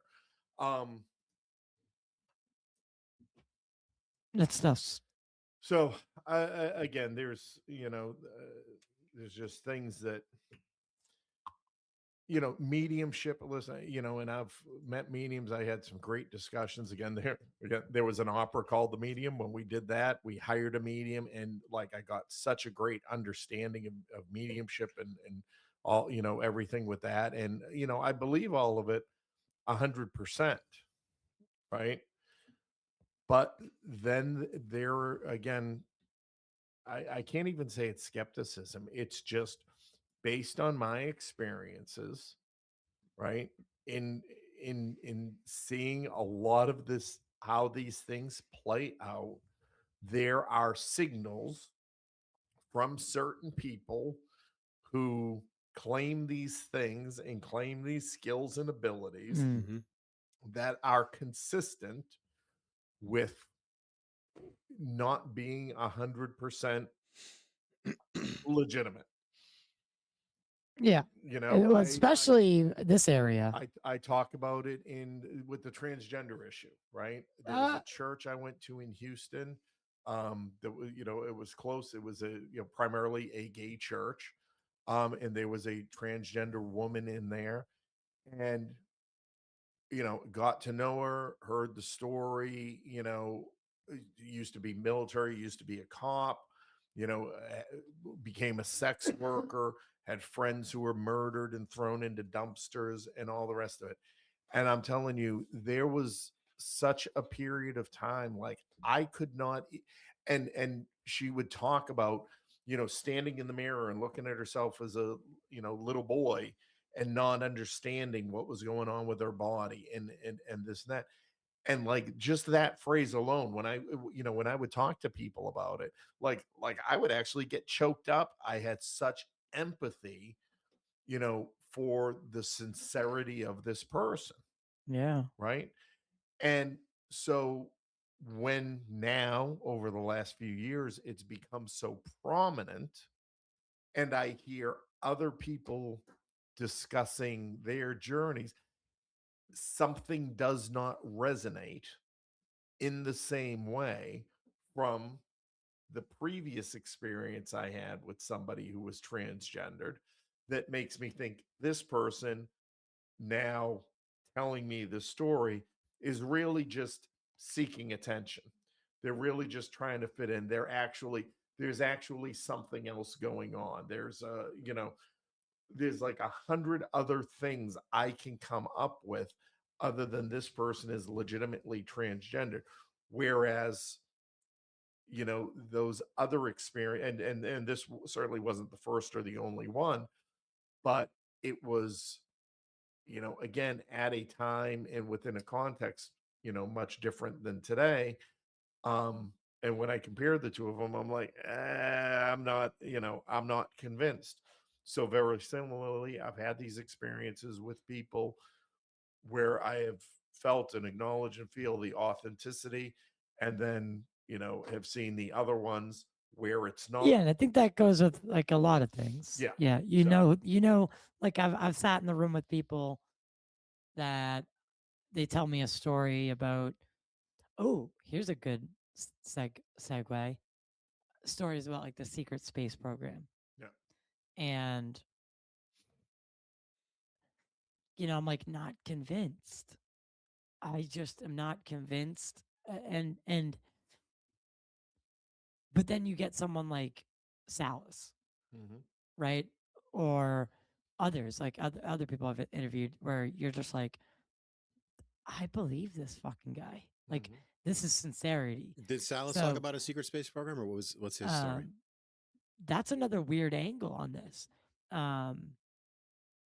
Do you guys think that that there is possibility to this whole idea of a secret space program? Maybe not like the way it's, I think some of like the Corey Good stuff and all that bullshit, like that was like disinformation. Yeah, but you know what I think? I think things get convoluted, is what happens, right? I think people do not have people have good intentions, but they do not have the full story. Yeah. And they do not have a full appreciation for all the intricacies and inner dynamics of things that happen. And again, and I have utmost respect for the guy. I think there may be elements of that in the Dylan Borland, scenario. That again, he was getting information and had access to information, but perhaps not the entire story. And so there's perceptions that might have happened, and there were, on both sides, right?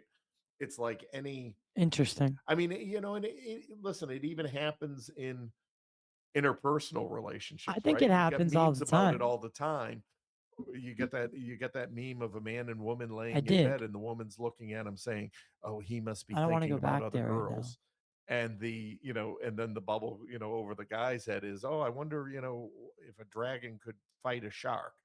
You know, you don't know what's going on with things. And that's why things happens in this. We get some of these key figures, and again, particularly people who need content to put out, get drips and drabs from people who have their own motives for wanting to drip and drab. Um, they themselves have piecemealed together information, and they're trying to make things fit, and they're trying to do some analysis. Um, they're trying to maintain an air of mystery and entertainment and all the rest of it. And so the the end result is that things get convoluted, and I'll say it a lot of times, in relation to my father-in-law's work, because it covers so much material, and I hear these things being said, and I look at the science, and I'm like, this is okay. His explanation's pretty solid on this. And it's like, you're right, but you're right for the wrong reasons. Right. Your reasoning and rationale is incorrect. So if we remember, I don't know if they did it in your day school or your time, your day, Ty, in Yes. school, where prove your answer, right? In math, Show your work is what show it your was for work, us. Yeah. right? So that's the thing now. Nobody has to show their work anymore. Right. You just come to a conclusion because you come to a conclusion, As long as it's the right one. and right, then it doesn't matter how it got there, how you got there. But it actually does matter how you got there. Absolutely in a lot does. of cases, and Yeah. particularly Especially real in life. math, technically. Yeah, exactly. Right. Order of operations. But yeah. The side note, do you see how they teach math now? No. It's fucking crazy. It's like No, it's like undecipherable. I got Like, four kids. I nope. I just the go way to they go teach to your math brother. now is like it's like upside down. They do it weirdly. But uh Vito, what are you religious at all? Like, are you No. you know I believe in the need for religion. I think it keeps people moral. It keeps society where it needs to be. It's just not for me. Um, I don't know. I've had too many weird things happen where it's just like this world's too screwed up for there to be an actual God that's watching over every single person. I don't know. It's hard for me to believe, to be honest with you. I see the need for it. I don't get it. what do you define as being religious? Like the belief, or so for me, I love the tradition. I love the tradition. I love the structure. I love the ceremony. I love the idea I can walk into any Catholic church anywhere in the world, not speak the language, but understand what's going on. Right. yeah. I like the idea of, and again, I've done it many times in my life. I've, had my conversations with God. I go directly to the man himself. I don't necessarily think I need intermediaries in a lot of ways. But for me, that also means you don't need the church. I mean, in the Bible, it even talks about how the church is Yep. you. Right. You bring the church. Right.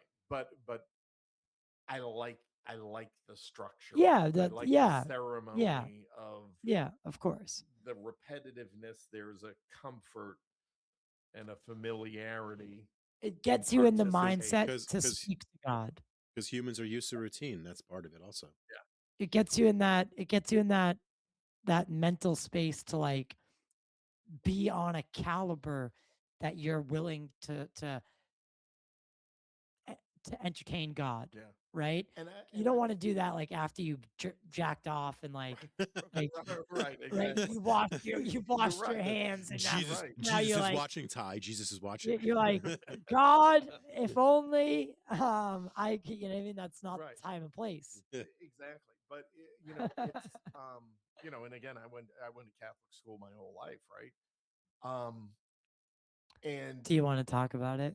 oh, listen, there was actually a time I considered becoming a priest. Really? Yeah, when I was in high school, I was so for all of the fault of the Catholic Church, I will tell you, and I was in Boy Scouts. Oh Jesus! Do you want to talk about it? I went to an all boys. I went to an Canteen all boy? boys private Catholic high school here in the Boston area. Oh my God! You're lucky you didn't end up on Epstein Island. But no, Maybe let me did. tell you something. In all sincerity, every priest that I knew was just such a Stand-up guy. wonderful person. Yeah. That's sadly the case most of the time, right? It is.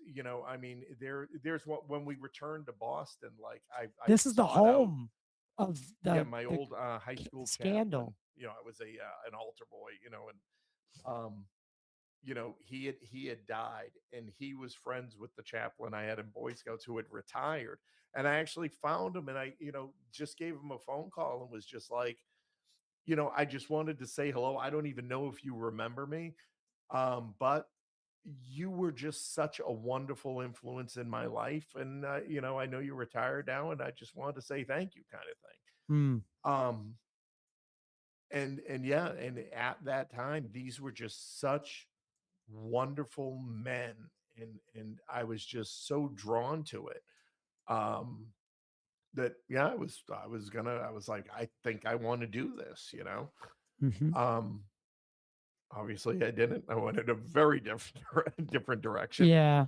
But again, through the career and the crazy stuff that I did, and those numbers of times that I had my conversations with God.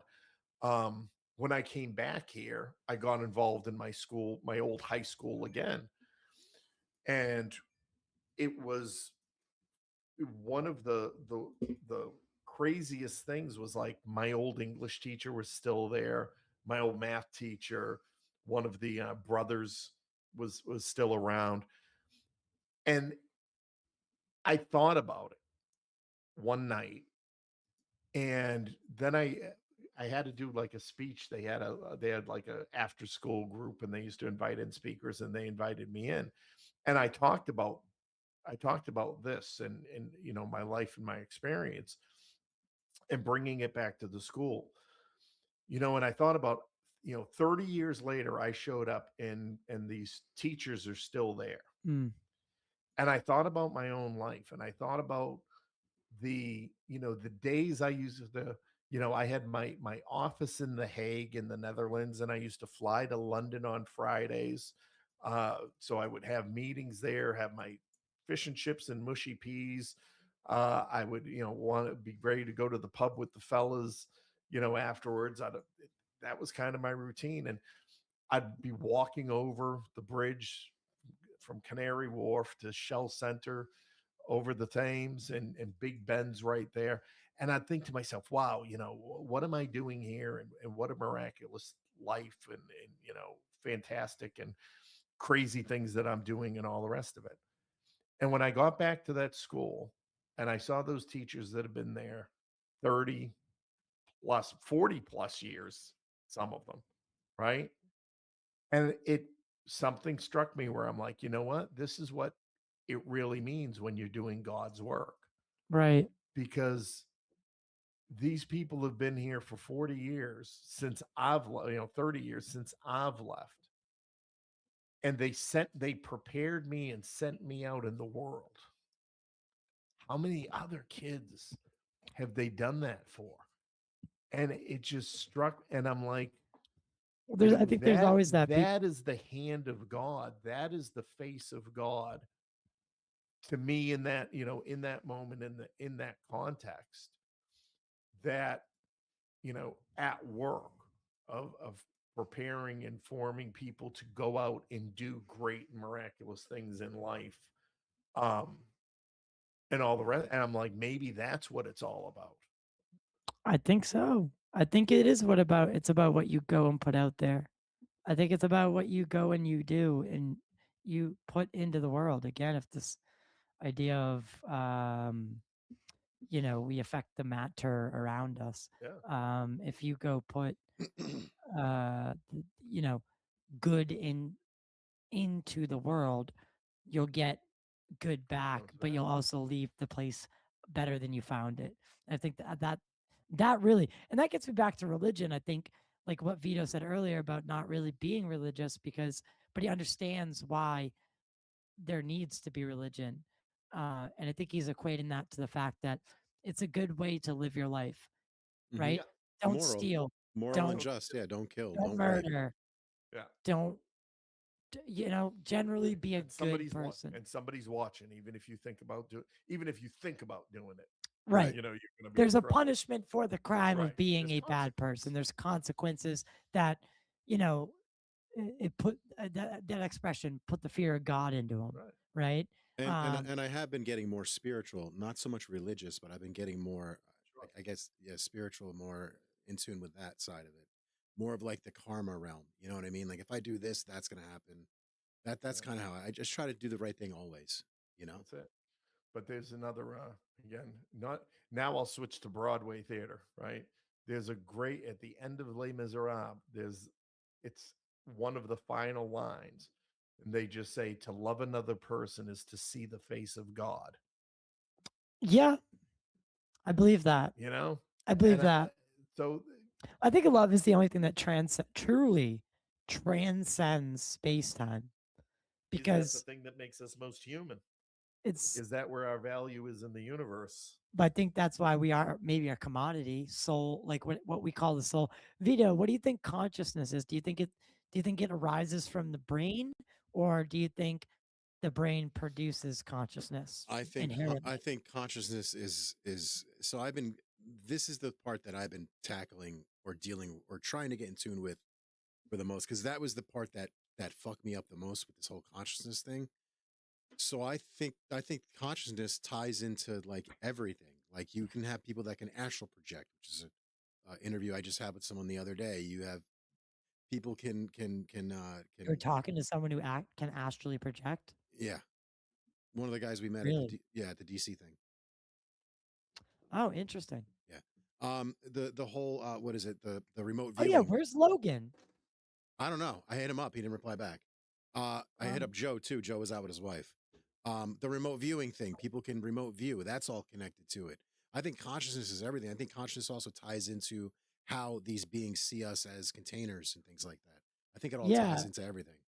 Well, do you know the story of Bob Lazar? Like, do you know how in the files that he was given, like some of the briefings talked about us being soul containers? Yes, containers of souls, or containers. Yeah. So that's the part that always freaks me. That's what makes me think that the aliens are a bit nefarious, that they're up to no good with certain things. Like why would that be a thing, you know? Yeah. Do you okay, and with that being said, what do you think the soul is eternal? Yes, because we are energy, right? And energy is forever, right? Aren't we supposed to be basically beings of energy for the most part? Yeah, I would think.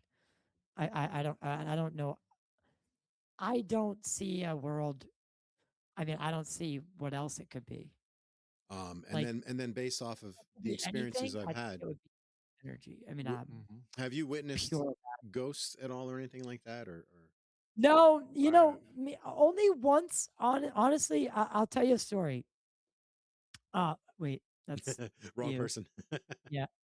Well, I'm controlling it. Gene's supposed to control it now.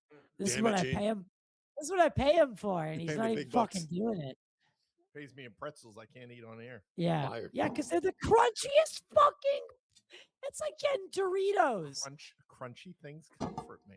Yeah, well, they don't crunch it. They do not. They do not satisfy audio only listeners. It's certainly they're thanking me right now. Here, I could fix that for you. They're saying, don't. No, just type in ASMR in the beginning and then it'll blow up. But damn, this angle does look good. Yeah. Even on StreamYard. I don't know if it's outputting at the same quality, but this looks really great tonight. Everyone's angles look really great. This is like this is very clean desk tonight too. And it's just making me very happy. And I'm willing to just for anyone who doesn't know, well, yeah, this weekend, I get the house to myself, and Nice. Gene's got the house to himself, and we can go on. Like, I don't have a limit that I'm thinking like, shit, we gotta cut. I gotta go do this. So it's really allowed me. I really like this style. Every time I do it, I realize how much I like it. I'll tell you a story though. So I used to live in this really, really nice house in Somerville. Where I And grew up. yes. And Somerville, for anyone who doesn't know, like if you've heard of the Winter Hill Gang or like Whitey Bulger, the Teamsters and that whole thing, that was Winter Hill. That's Somerville. That's where I lived, Winter Hill. So specifically. And I lived in this nice house, and that's actually in my earliest YouTube videos. You can see me doing shows. That's where I started doing shows from this really nice, like I had one room downstairs that was dedicated studio, but right outside where the studio was, there was a bathroom, a private bathroom. And I was in that private bathroom and I was washing my face and I could swear someone was behind me. I felt someone behind me. And I'm flicking water in my face. It sounds like a movie, but and then I come up and I'm looking at the those mirrors where it opens 3 times, and you, so yeah. And yeah, medicine cabinet, like mirror. And I come up from splashing water in my face and it was healthy 80 degrees in that because the heat would pump downstairs for some reason. So it was always extraordinarily hot. And I come up from splashing water in my face. I have this feeling already that someone's behind me. And then I blow and I can see my breath. And it fogs the mirror. And I look behind me, nobody. Yeah, there was something there. 100%. I don't know. I don't know if I fucking, my left brain was like, nothing happened. Yeah. Nothing happened. Nothing happened. I had quite a few experiences. So this, people always say, they're like, oh, were you into, the UFO subject before, it landed in your lap? No, not at all. Ghost hunting show, all that was my thing. Really? And I've had throughout my life. So I grew up in Winter Hill, right? I remember the Winter Hill gang when they were active. I knew a lot of those figures, my parents knew them, were very close. Write about it in my other book, Unconventional, that I put out. That's, about sort of that in the oil, gas, and intelligence world. So 1976, I was like 4 years old, and we moved to a 200-year-old home in North Reading. Wow. And so we had left right before the blizzard of 76. We left Somerville. We went to North Reading. We moved back into the same apartment that we had left within 6 months. This house was so haunted. And I mean, from like we when we got out there, like we had got a puppy, and the puppy used to, just suddenly start barking and walking backwards. Yeah, that's my sister would have my oldest sister would have nightmares about walking down the steps, and there'd be an old man in a pool of blood at the bottom of the steps. Yeah. My mother would have one about like a colonial era family being at our table, and the mother getting up and telling her that we had to leave. I remember there was a night in the middle of the night, like all of the electrical, stuff in the kitchen turned on. Whoa. So you guys are always having recurring dreams? So that was my mother and my sister. But you're all having some sort of recurring dream. They were. The only dream I ever, well, no, I'm sorry.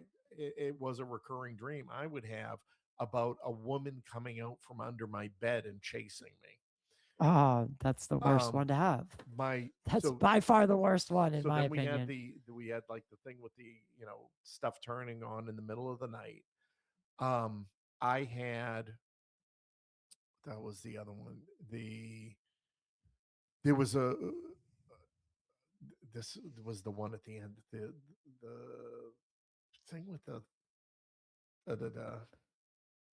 what the hell? I'm sure it'll come to me.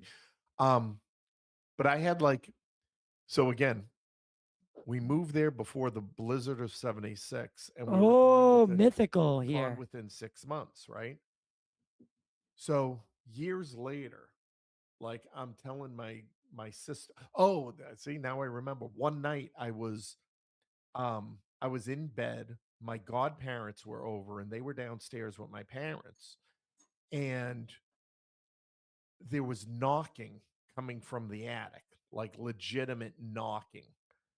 And I ran downstairs, and of course, his parents. And I figured now they were probably all, 3 shades to the wind coming from the attic, because they're like, "Well, did you say hello?" And I'm like, "You motherfuckers go up there and say hello. I'm not saying hello to shit,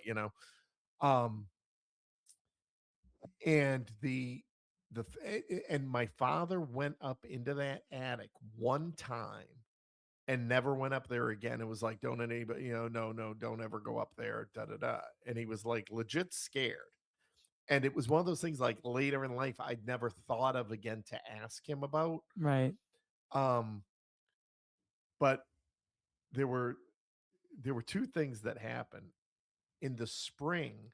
Like he got poison ivy so bad it was like in his bloodstream, and he had to get insulin injections or some shit. His legs were all swollen, he could hardly walk. Now that, it might be bad luck. But then we had an in-ground pool, and I was sitting on the pool with my, so my knees bent, legs in the water, and I got pushed in the pool. My parents watched. Something pushed me in. It wasn't like I bent over. It was, I slid right off and into the water. And that's when we moved. And years later, again, I was kind of telling a girlfriend the story or whatever, and I was recalling like my neighbor, and it was these 2 old women. And I said, yeah, they had a grandson. One of them had a grandson or a nephew or somebody. There was a little kid that used to come play with me. I said, and his name was Ann. But, again, I'm like 4 years old at the time. So I'm like, I can't remember, was Ann a boy or a girl? If I could draw, to this day, I could draw you a picture of what Ann looked like, right?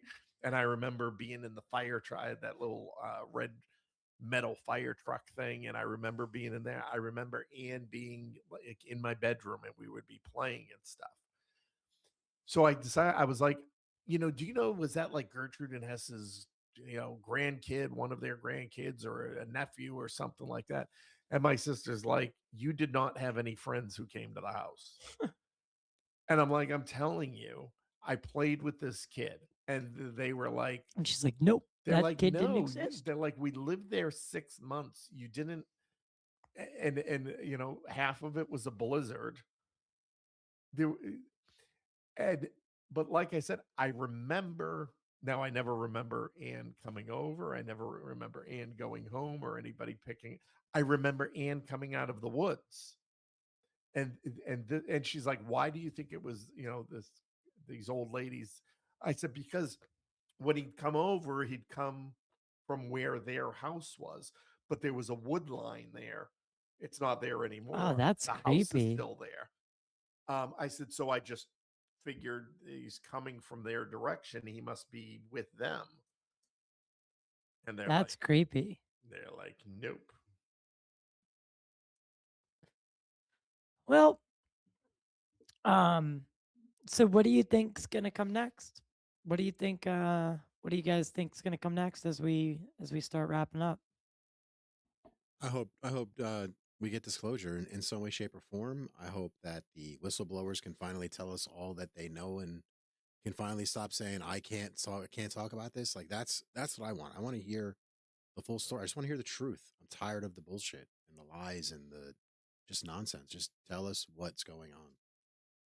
Do you think that? I mean, do you guys see any massive changes, like, whether it be arrests from the Epstein, like something to prove to the public, because they're going to have to make an example out of someone. Prince Andrew. Yeah, but it has to come from here. Like England I arresting him is agree. great, but what are they going to do about it for one? And two, what the hell are we?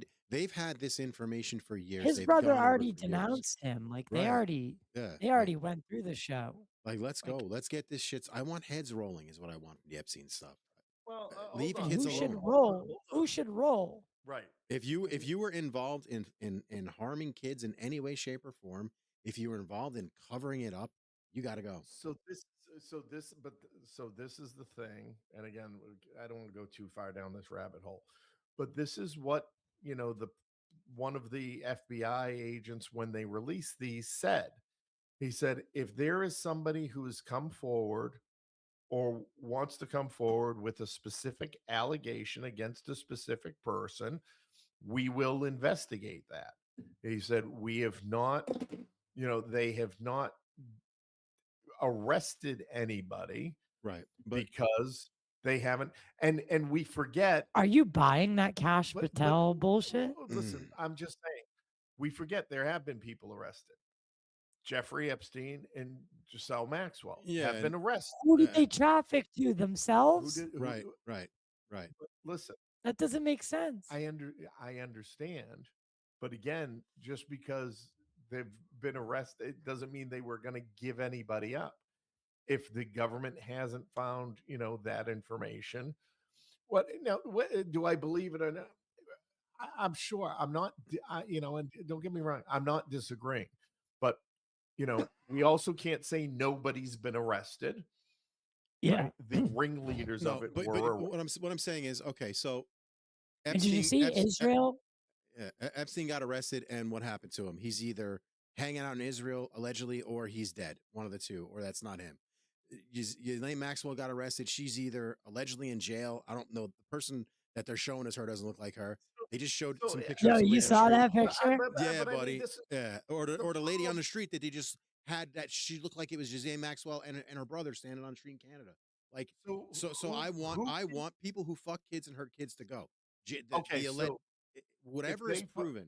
But also you're asking for what you say. But it's YouTube. Allegedly, but you're asking about the references. No, but saying kids is I'm sorry, crazy. Right. Yes, sorry. Harming kids in a way that they're not supposed to. It's not okay. So anyone who's involved in it needs to go. Period. Now, as far as the FBI thing, well, let me just pause for a second, right? Because how can you trust the FBI? How can they? But here's the thing. You just got through saying whoever did this needs to go to jail. The people who have already gone to jail, you're not happy about and don't believe they're actually in jail. So my question I'm happy they're in jail. Who is it that they can arrest that you Bill will Gates. believe is actually in jail and is not being hidden in Israel or hidden somewhere else or walking undercover in New York? So if they were to arrest somebody of the stature of Bill Gates, and you would be, that's a start. 100%, and somebody of that stature would put in jail, then you believe you would be assured that he is not walking around Israel or got a plastic surgery and is walking around Miami Beach. Okay, well, see, that's where the difference is. You're saying jail. I never said jail. I want them at the gallows, live on TV. Bye-bye. Yeah, we don't do that anymore. I mean, unfortunately. Let's make pedophiles afraid again. Like, it's not okay what they're doing. And as far as the FBI goes, you just had 10 years of the FBI having this information. They've done jack fuck all with it. Right. So I wouldn't come forwards either if I were these witnesses. I'd be scared shitless. I came forward 10 years ago, and now you got Virginia Guffrey allegedly threw herself off a building. Yeah, Bullshit. Bullshit. Dude, what the fuck is going on right Bullshit. now? Like, dude, come on. No one is stupid. It's Wait the a worst second. movie Wait I've a ever second. seen. Wait a second. Wait a second. Yeah, we can't stop now. I forgot. What is going on with this kidnapping? Yeah, the lady's mother's missing. Like, come on, dude. And it all connects back It's all because connected. she's the one who Who gave was breaking the who's story. breaking the story with the witnesses at the time. Right. And now her So mother's how would you gone? come forward as a witness? Would you? I would keep my mouth shut. Like, you Right. can't come forwards. You don't know Well, who to they're trust. clearly That's sending the a problem. message. But That's the problem. But that's the right. Exactly. It's the fundamental problem with the whole thing that the people that do get arrested, the public doesn't want to believe that they're actually in jail or have been punished for it. And then the only other extreme is public executions, which, we can't do as a civilized society. Let's just Yeah, but take you know what? emotion. Doing what they Let's did take to children wasn't civilized either, brother. I'm sorry, I don't mean to I cut know, you off. I know, but again, then you're talking about you're getting into a situation where then it's just anarchy and where, But that's not, to me, that's not anarchy. To me, that's cleaning up the problem. You have a large problem where the elites of the world are doing horrible things and getting away Right. with it. And quite frankly, I'm personally and tired then of it. once we've cleaned, and again, this becomes the rabbit trail, right? And then once we've cleaned up that horrible problem by executing everybody, what is the next horrible problem you would love cleaned up by executing everybody? Yeah, And you can't. everybody, You But can't. that, but You that's can't. that's apples and oranges. You can't take what they're doing You to children can. and You people. can though. You can. Capital punishment, federal, right? Right. So you could send them to the chair. Right. Yeah. You could send them to. I just I want. mean, I want the. I don't do want you any deserve- money, any is taxpayer that funds deserving spent on these people. of a life sentence, of a end your life sentence? Right. Because is now To do that to Absolutely. children, But yes, yes. well, That's a- hear me out though. there Has it has to been be a done level of before? satisfaction where after we do it, nobody's like, no, they only knocked them out. Now they're living comfortably in Miami Beach. I mean, it's like, I don't want to pay Has- for it. I don't want to pay for their comfort. I want Has them out, capital gone. punishment ever been used outside of a murder case? I'm not sure. yes, espionage. Okay, yeah, that makes sense. Anything other than that, espionage is a little drastic. Like I any think that other this, case outside murder cases, capital punishment. Jamie, bring it up. No, I'm just kidding. Jamie, we don't have a Jamie yet. not yet. But But I wouldn't wonder. this warrant it? Like what they've been doing? I mean, I don't. Like I said, I've been delving into these emails a lot Again, and I seeing think the lunacy of the shit that they've been doing. It justifies I- it. I'm sorry. I It think- really I does. think, in this um, case, I- yes, It does. because it they've been can. allowed to run amok and just do hunt people. They're hunting Right. people, dude. Like it's the Ice-T movie. Just it's crazy. They're hunting people. yeah, but it's also like Allegedly. no. On this one, it's like it's actually happening. I'm just not trying to get you. I'm not trying to get you hit by YouTube. That's the problem. But like, Yeah. I'm just going by what's being said in these emails. It's insane. It's insane. And by the way, we're also living in a time where they confirm the existence of directed energy weapons. Right. Well, you They watched. slipped that one right by everybody. Yeah, in Venezuela, they got wrecked, and you watch them light things on fire. Like lasers don't just appear out of the sky. We like kind of always had not this joke. It's not. I don't think it was a joke, but you know that case where they were like the skin peelers in Venezuela. Yeah, the Pelicantis. I was going to touch Yeah. on that. Alberino talkked about that. Yeah, we were that, talking I about was the gonna say, abductions then in South America. Alberino, he's saying it's like it actually happened. But anyway, for a while, it was one of those stories that you kind of like. It just sounded so like fantastical that it just didn't seem like it was possibly It's- actual. Basically Predator. It was basically Predator. What? It was The whole basically s- Predator. Yeah. Like the So, story. but Alberino, like then all of a sudden, like they confirm that they have these like directed energy weapons, and most likely, if they're admitting that, then they most likely have scalar weapons. And again, I don't think everyone should have those. But Gene, your mic we is already out. know we already know that it shouldn't be. Yeah, no, yeah, it's There we go. It's no, better. yeah, supposed to. We already know that they have lasers that can beam sound. And what we know because it's obsolete and going out of the inventory. Yeah. Pretty much. And what is and They're on a lot of stuff a lot worse. So yeah, it does bring up this very interesting point. I wonder what AI is saying right now about the odds of disclosure. Like what it's hard to put into words here. I'm kind of failing to do so. But I wonder what, like, we see the growth in AI, we see the growth in robotics, we see all these like different areas converging. We're going to be batteries. We will be batteries. And what comes next if also during all that, right, when we're running, like, did you guys see the did you guys see the trailer for this documentary? The AI doc?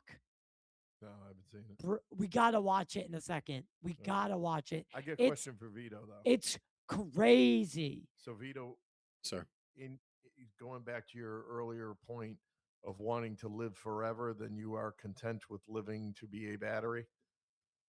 I mean, at that point, no, I don't want to be a damn battery. But that's probably what'll happen. AI will figure out a way to make me live forever. And So you're right. Right. So your desire to live forever. I'll be an Energizer battery. It is conditional. Because you want it, because you just wanted to see what happens. Yeah, I want to live forever. So though. what happens is you're stuck in a soulless battery world. A plug up your ass. That's when I go full Matrix. Fully okay with that? No, I'm not okay with that whatsoever. To wrap up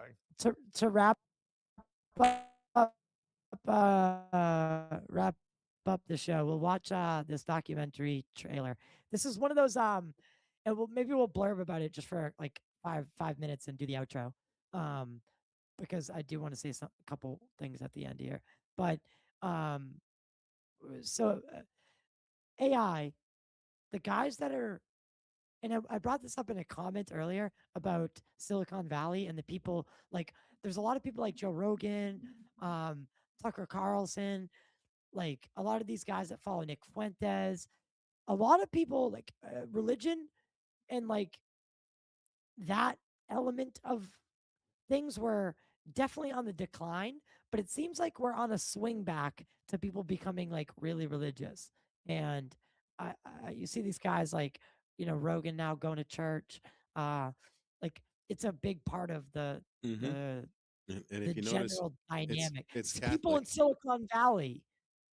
But these are the same guys that are talking about AI and how they can't ensure that this thing doesn't go off the rails. That we aren't headed down into destruction. It's honestly haunting. It's haunting to hear. They're like catapulting us down that hill is what I'm seeing. They're running when they shouldn't even be. Like we should be maybe crawling, dialing it back a lot. Yeah, dialing it back a whole lot. Taking it one literal step at a time. Have you heard of Maltbook? Have you heard of Malt's book? What is that? Okay, yeah, I'm not going to get it. Look into it. Look into what Maltbook is. It's basically a social media that AI created on their own. Yeah, let that sink in. No way. Yep. I don't know if it's legit, but I've been reading about it on Twitter. It's bad shit. Is it talking about all the stupid shit we ask it? Yes, it is, and other things. Yeah. No, dude, it's legit. Is it like shit talking us? I believe so in some way. Let me oh see. my god, that's embarrassing. But AI created their own. Yeah, AI. Let's watch the front page of the ancient internet. Yeah, it's crazy. Let's watch to round out, and then we'll do our outro. Let's watch this insane fucking trailer. This is one of those documentaries that's going to theaters, by the way. Like it's that kind of thing. Let me Check shut. As opposed to Age of Disclosure. It's in the chat. Ah, It's in the age of my ass. It's in the chat. stop. In You guys are studio. gonna get me canceled. If this technology goes wrong, Can you can hear go it? quite wrong. Yep. What? I can't. Can you hear it, Gene? No, have you put it on the thing here, or do I need to be in the space? Hold on, we're gonna start it over. If this technology goes wrong, it can go quite wrong. What? Your fear of AI is the collapse of humanity. Well, not the collapse, the abrupt extermination. There's a difference. By the way, this trailer is fucking So I fantastic. started making this movie because my wife is 6 months pregnant. Is now a terrible time to have a kid. I mean, let's just be honest. I know people who work on AI risk who don't expect their children to make it to high school. What do you say to that? How does What? AI understand pretty much everything? It's surprisingly straightforward. Intelligence is about recognizing patterns. Patterns. If you have learned those patterns, you can generate new information. AI is moving so fast. It's being deployed prematurely. There's so much potential for things to go wrong. Why can't we just stop? All Why these can't companies we are in a just race to get AI that's vastly more intelligent than people within this decade. China, North Korea, Russia. Whoever wins is essentially the controller of humankind. We need to take a threat from AI as seriously as global nuclear war. It feels like I have to find these CEOs and get them in the movie. Great.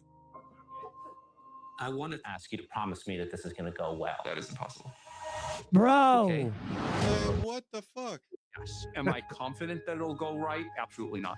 AI is the thing that can solve climate change. We could cure most diseases. What if it's expanding what is humanly possible? This is the most extraordinary time ever. It's the only trailer that has brought you to one. I already love you. Okay.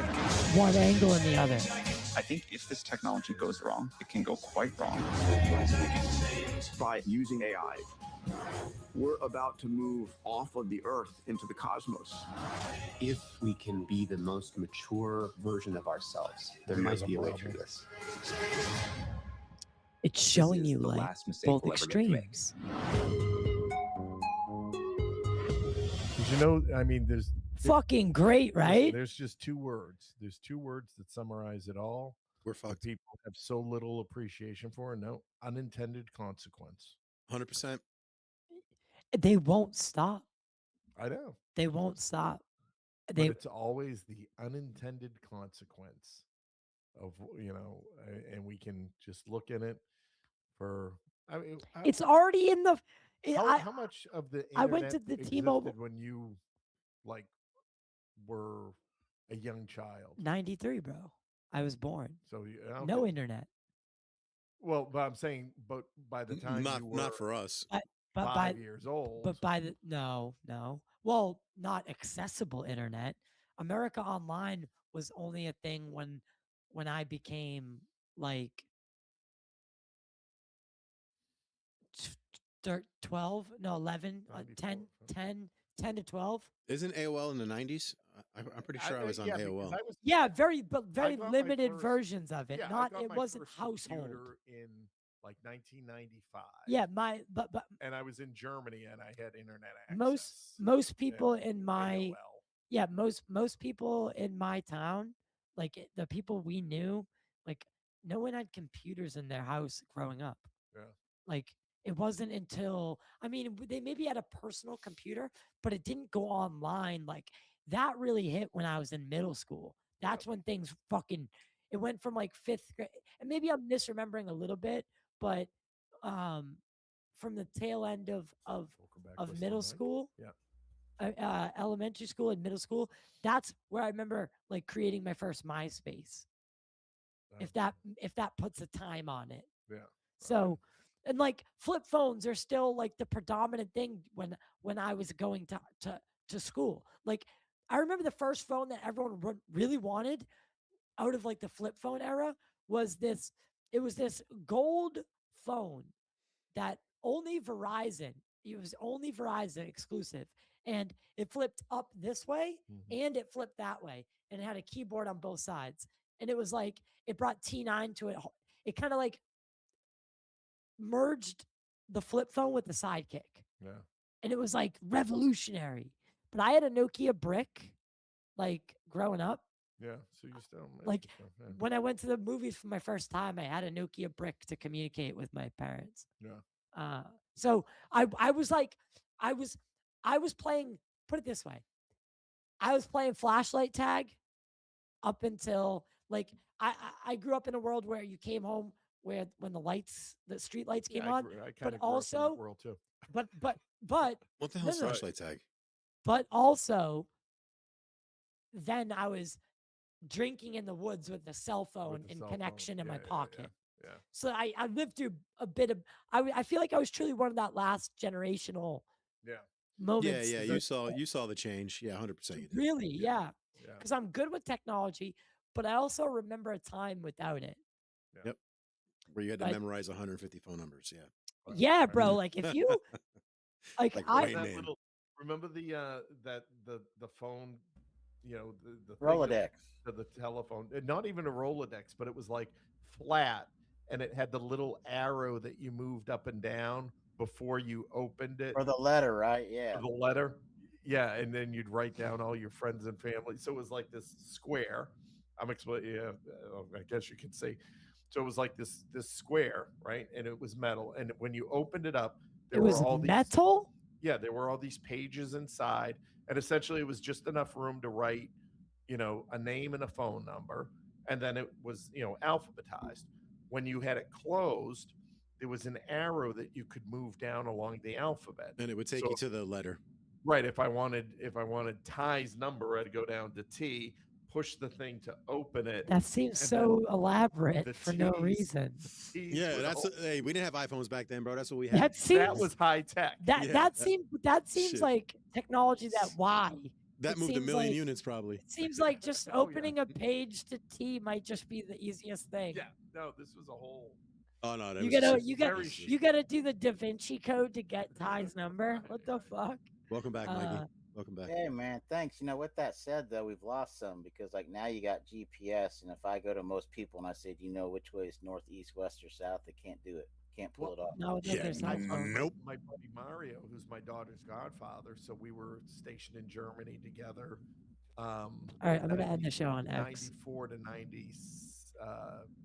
97, and we used to, on weekends we'd drive all over Germany and go visit castles and everything like that. And not long ago, we were sitting together in the car going from Malden to Revere and had the GPS on, and we're like, and we've grown up here. We grew up here our whole lives, and I'm like, remember when we lived in Germany and we'd have like a map? Yeah, maps. My dad was a mover, and we would find castles in the middle of nowhere. And now we can't go to a. I'm literally like, how did you guys get around, bro? Like we used to use printouts, dude, and they were so fucking.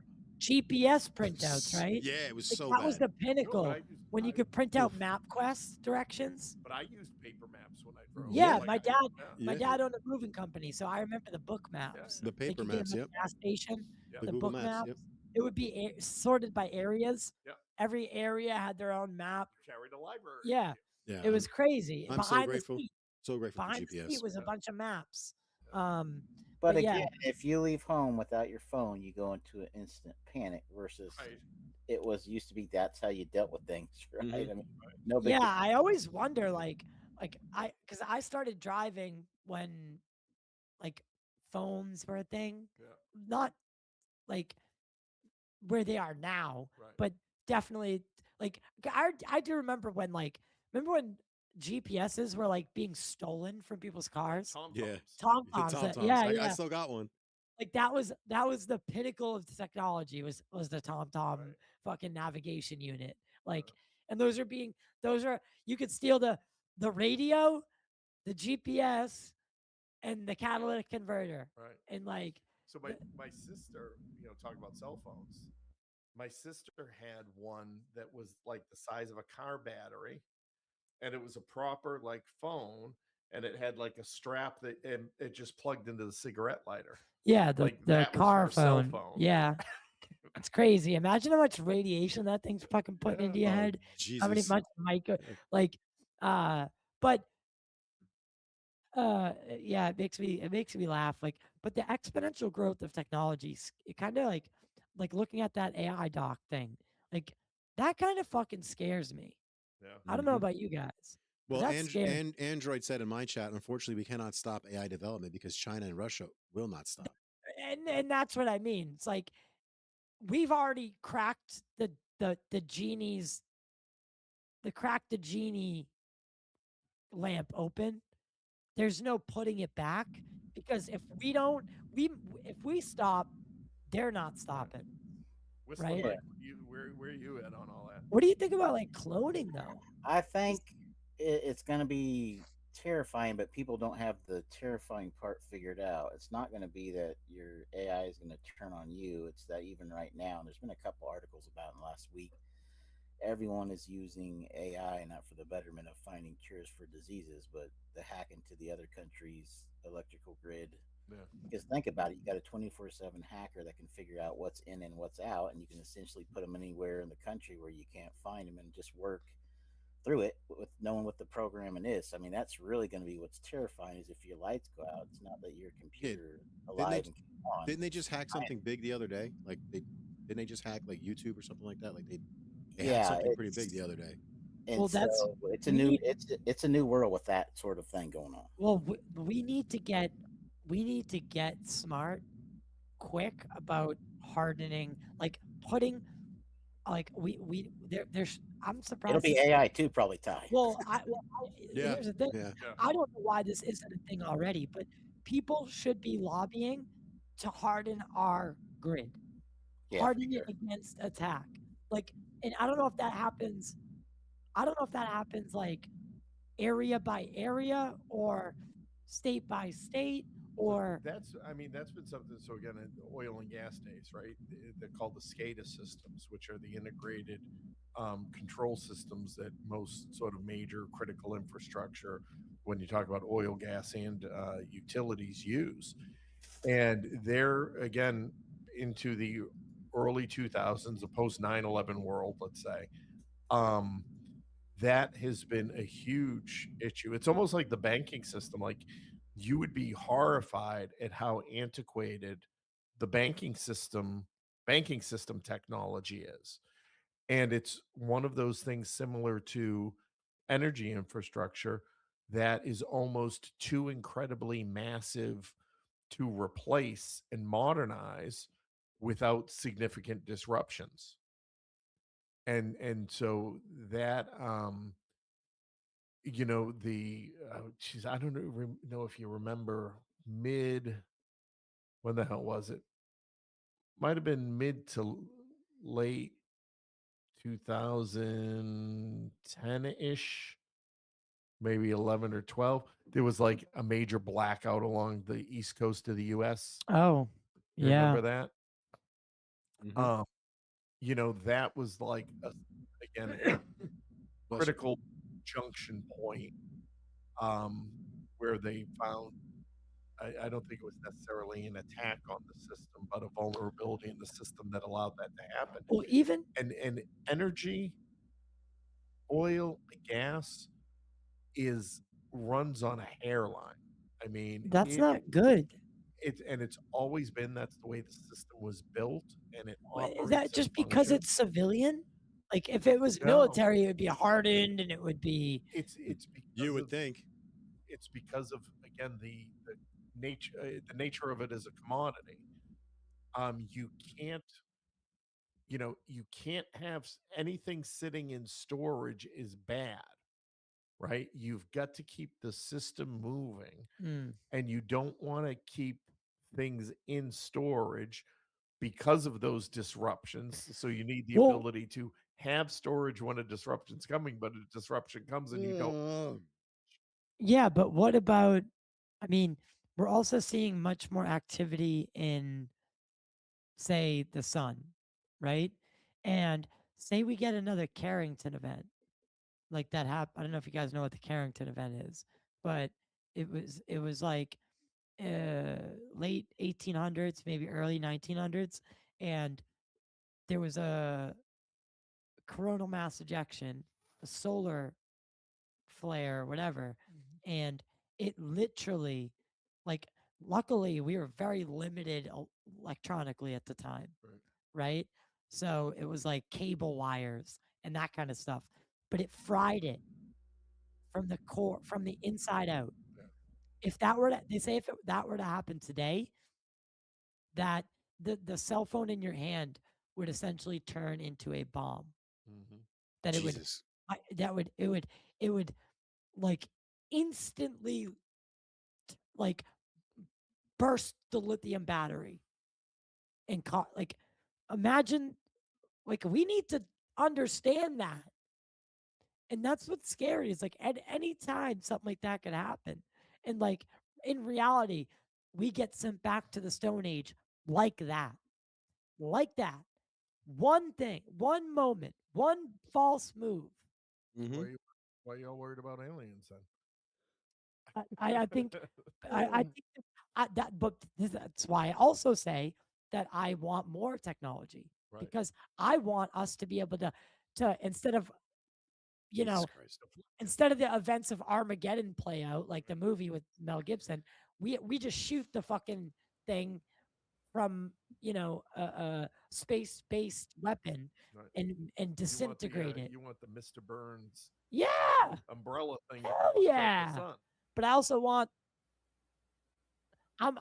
do you think there's a possibility that like we have to let AI run it because humans are too like emotional?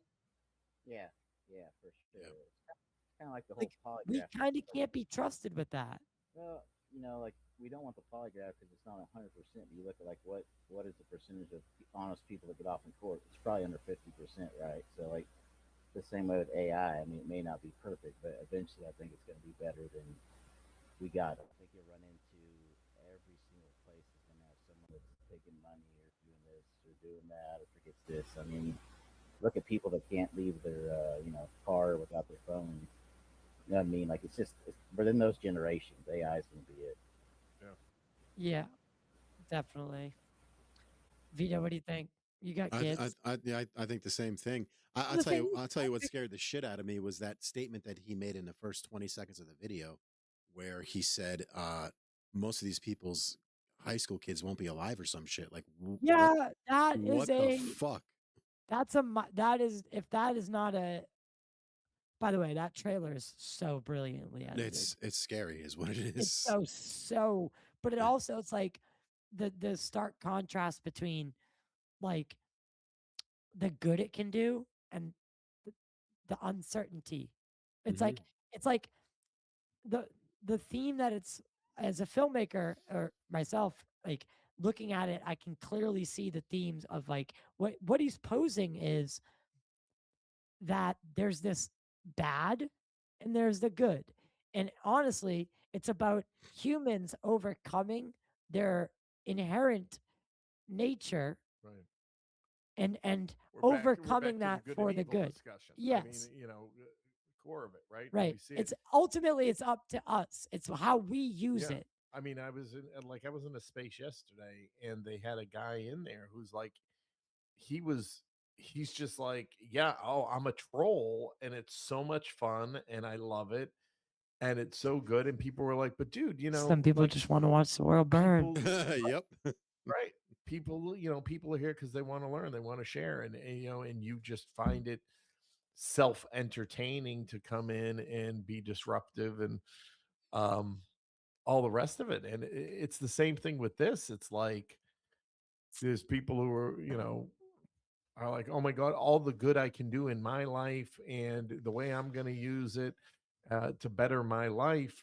Whereas there's just other people who are like, oh, great, it's one more tool to mess with everybody else. What really freaks me out is those people starting to talk to it. I know several people that admit openly that they talk to it, like refer to it as like a they them kind of Yeah, situation. I'm like, like an and entity. Yeah, I'm like, whoa, pump the brakes here. right. Like, what are you talking Well, I see about? those things like, yeah, you generate your own AI girlfriend, and Bro, that's only on porn. and What are you talking about? That's clearly where you're seeing that. That is clearly that's a dare you. Pornhub ad How if dare I've you check ever my search heard one. history? might be because I follow a couple of strip clubs or something. How dare you check my search history?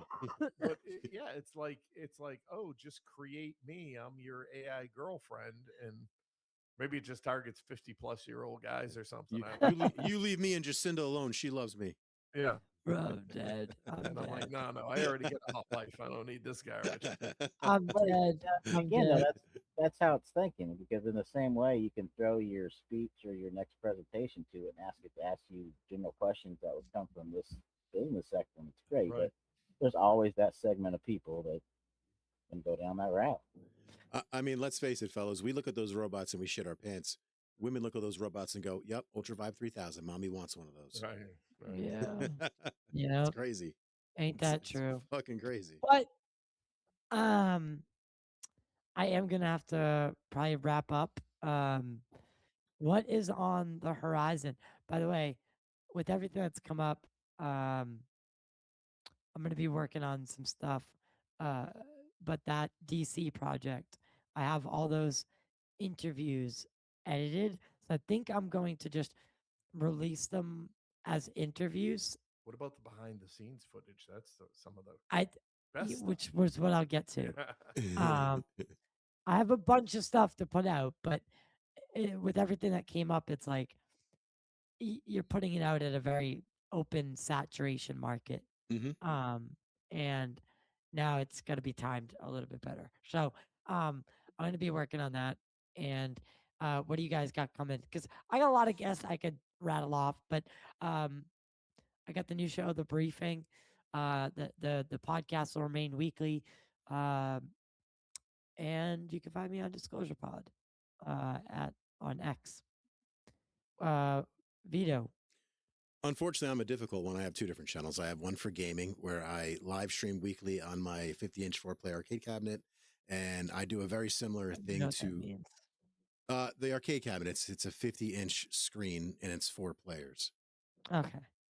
Sorry. Are you good? No, it's okay. That thing right there.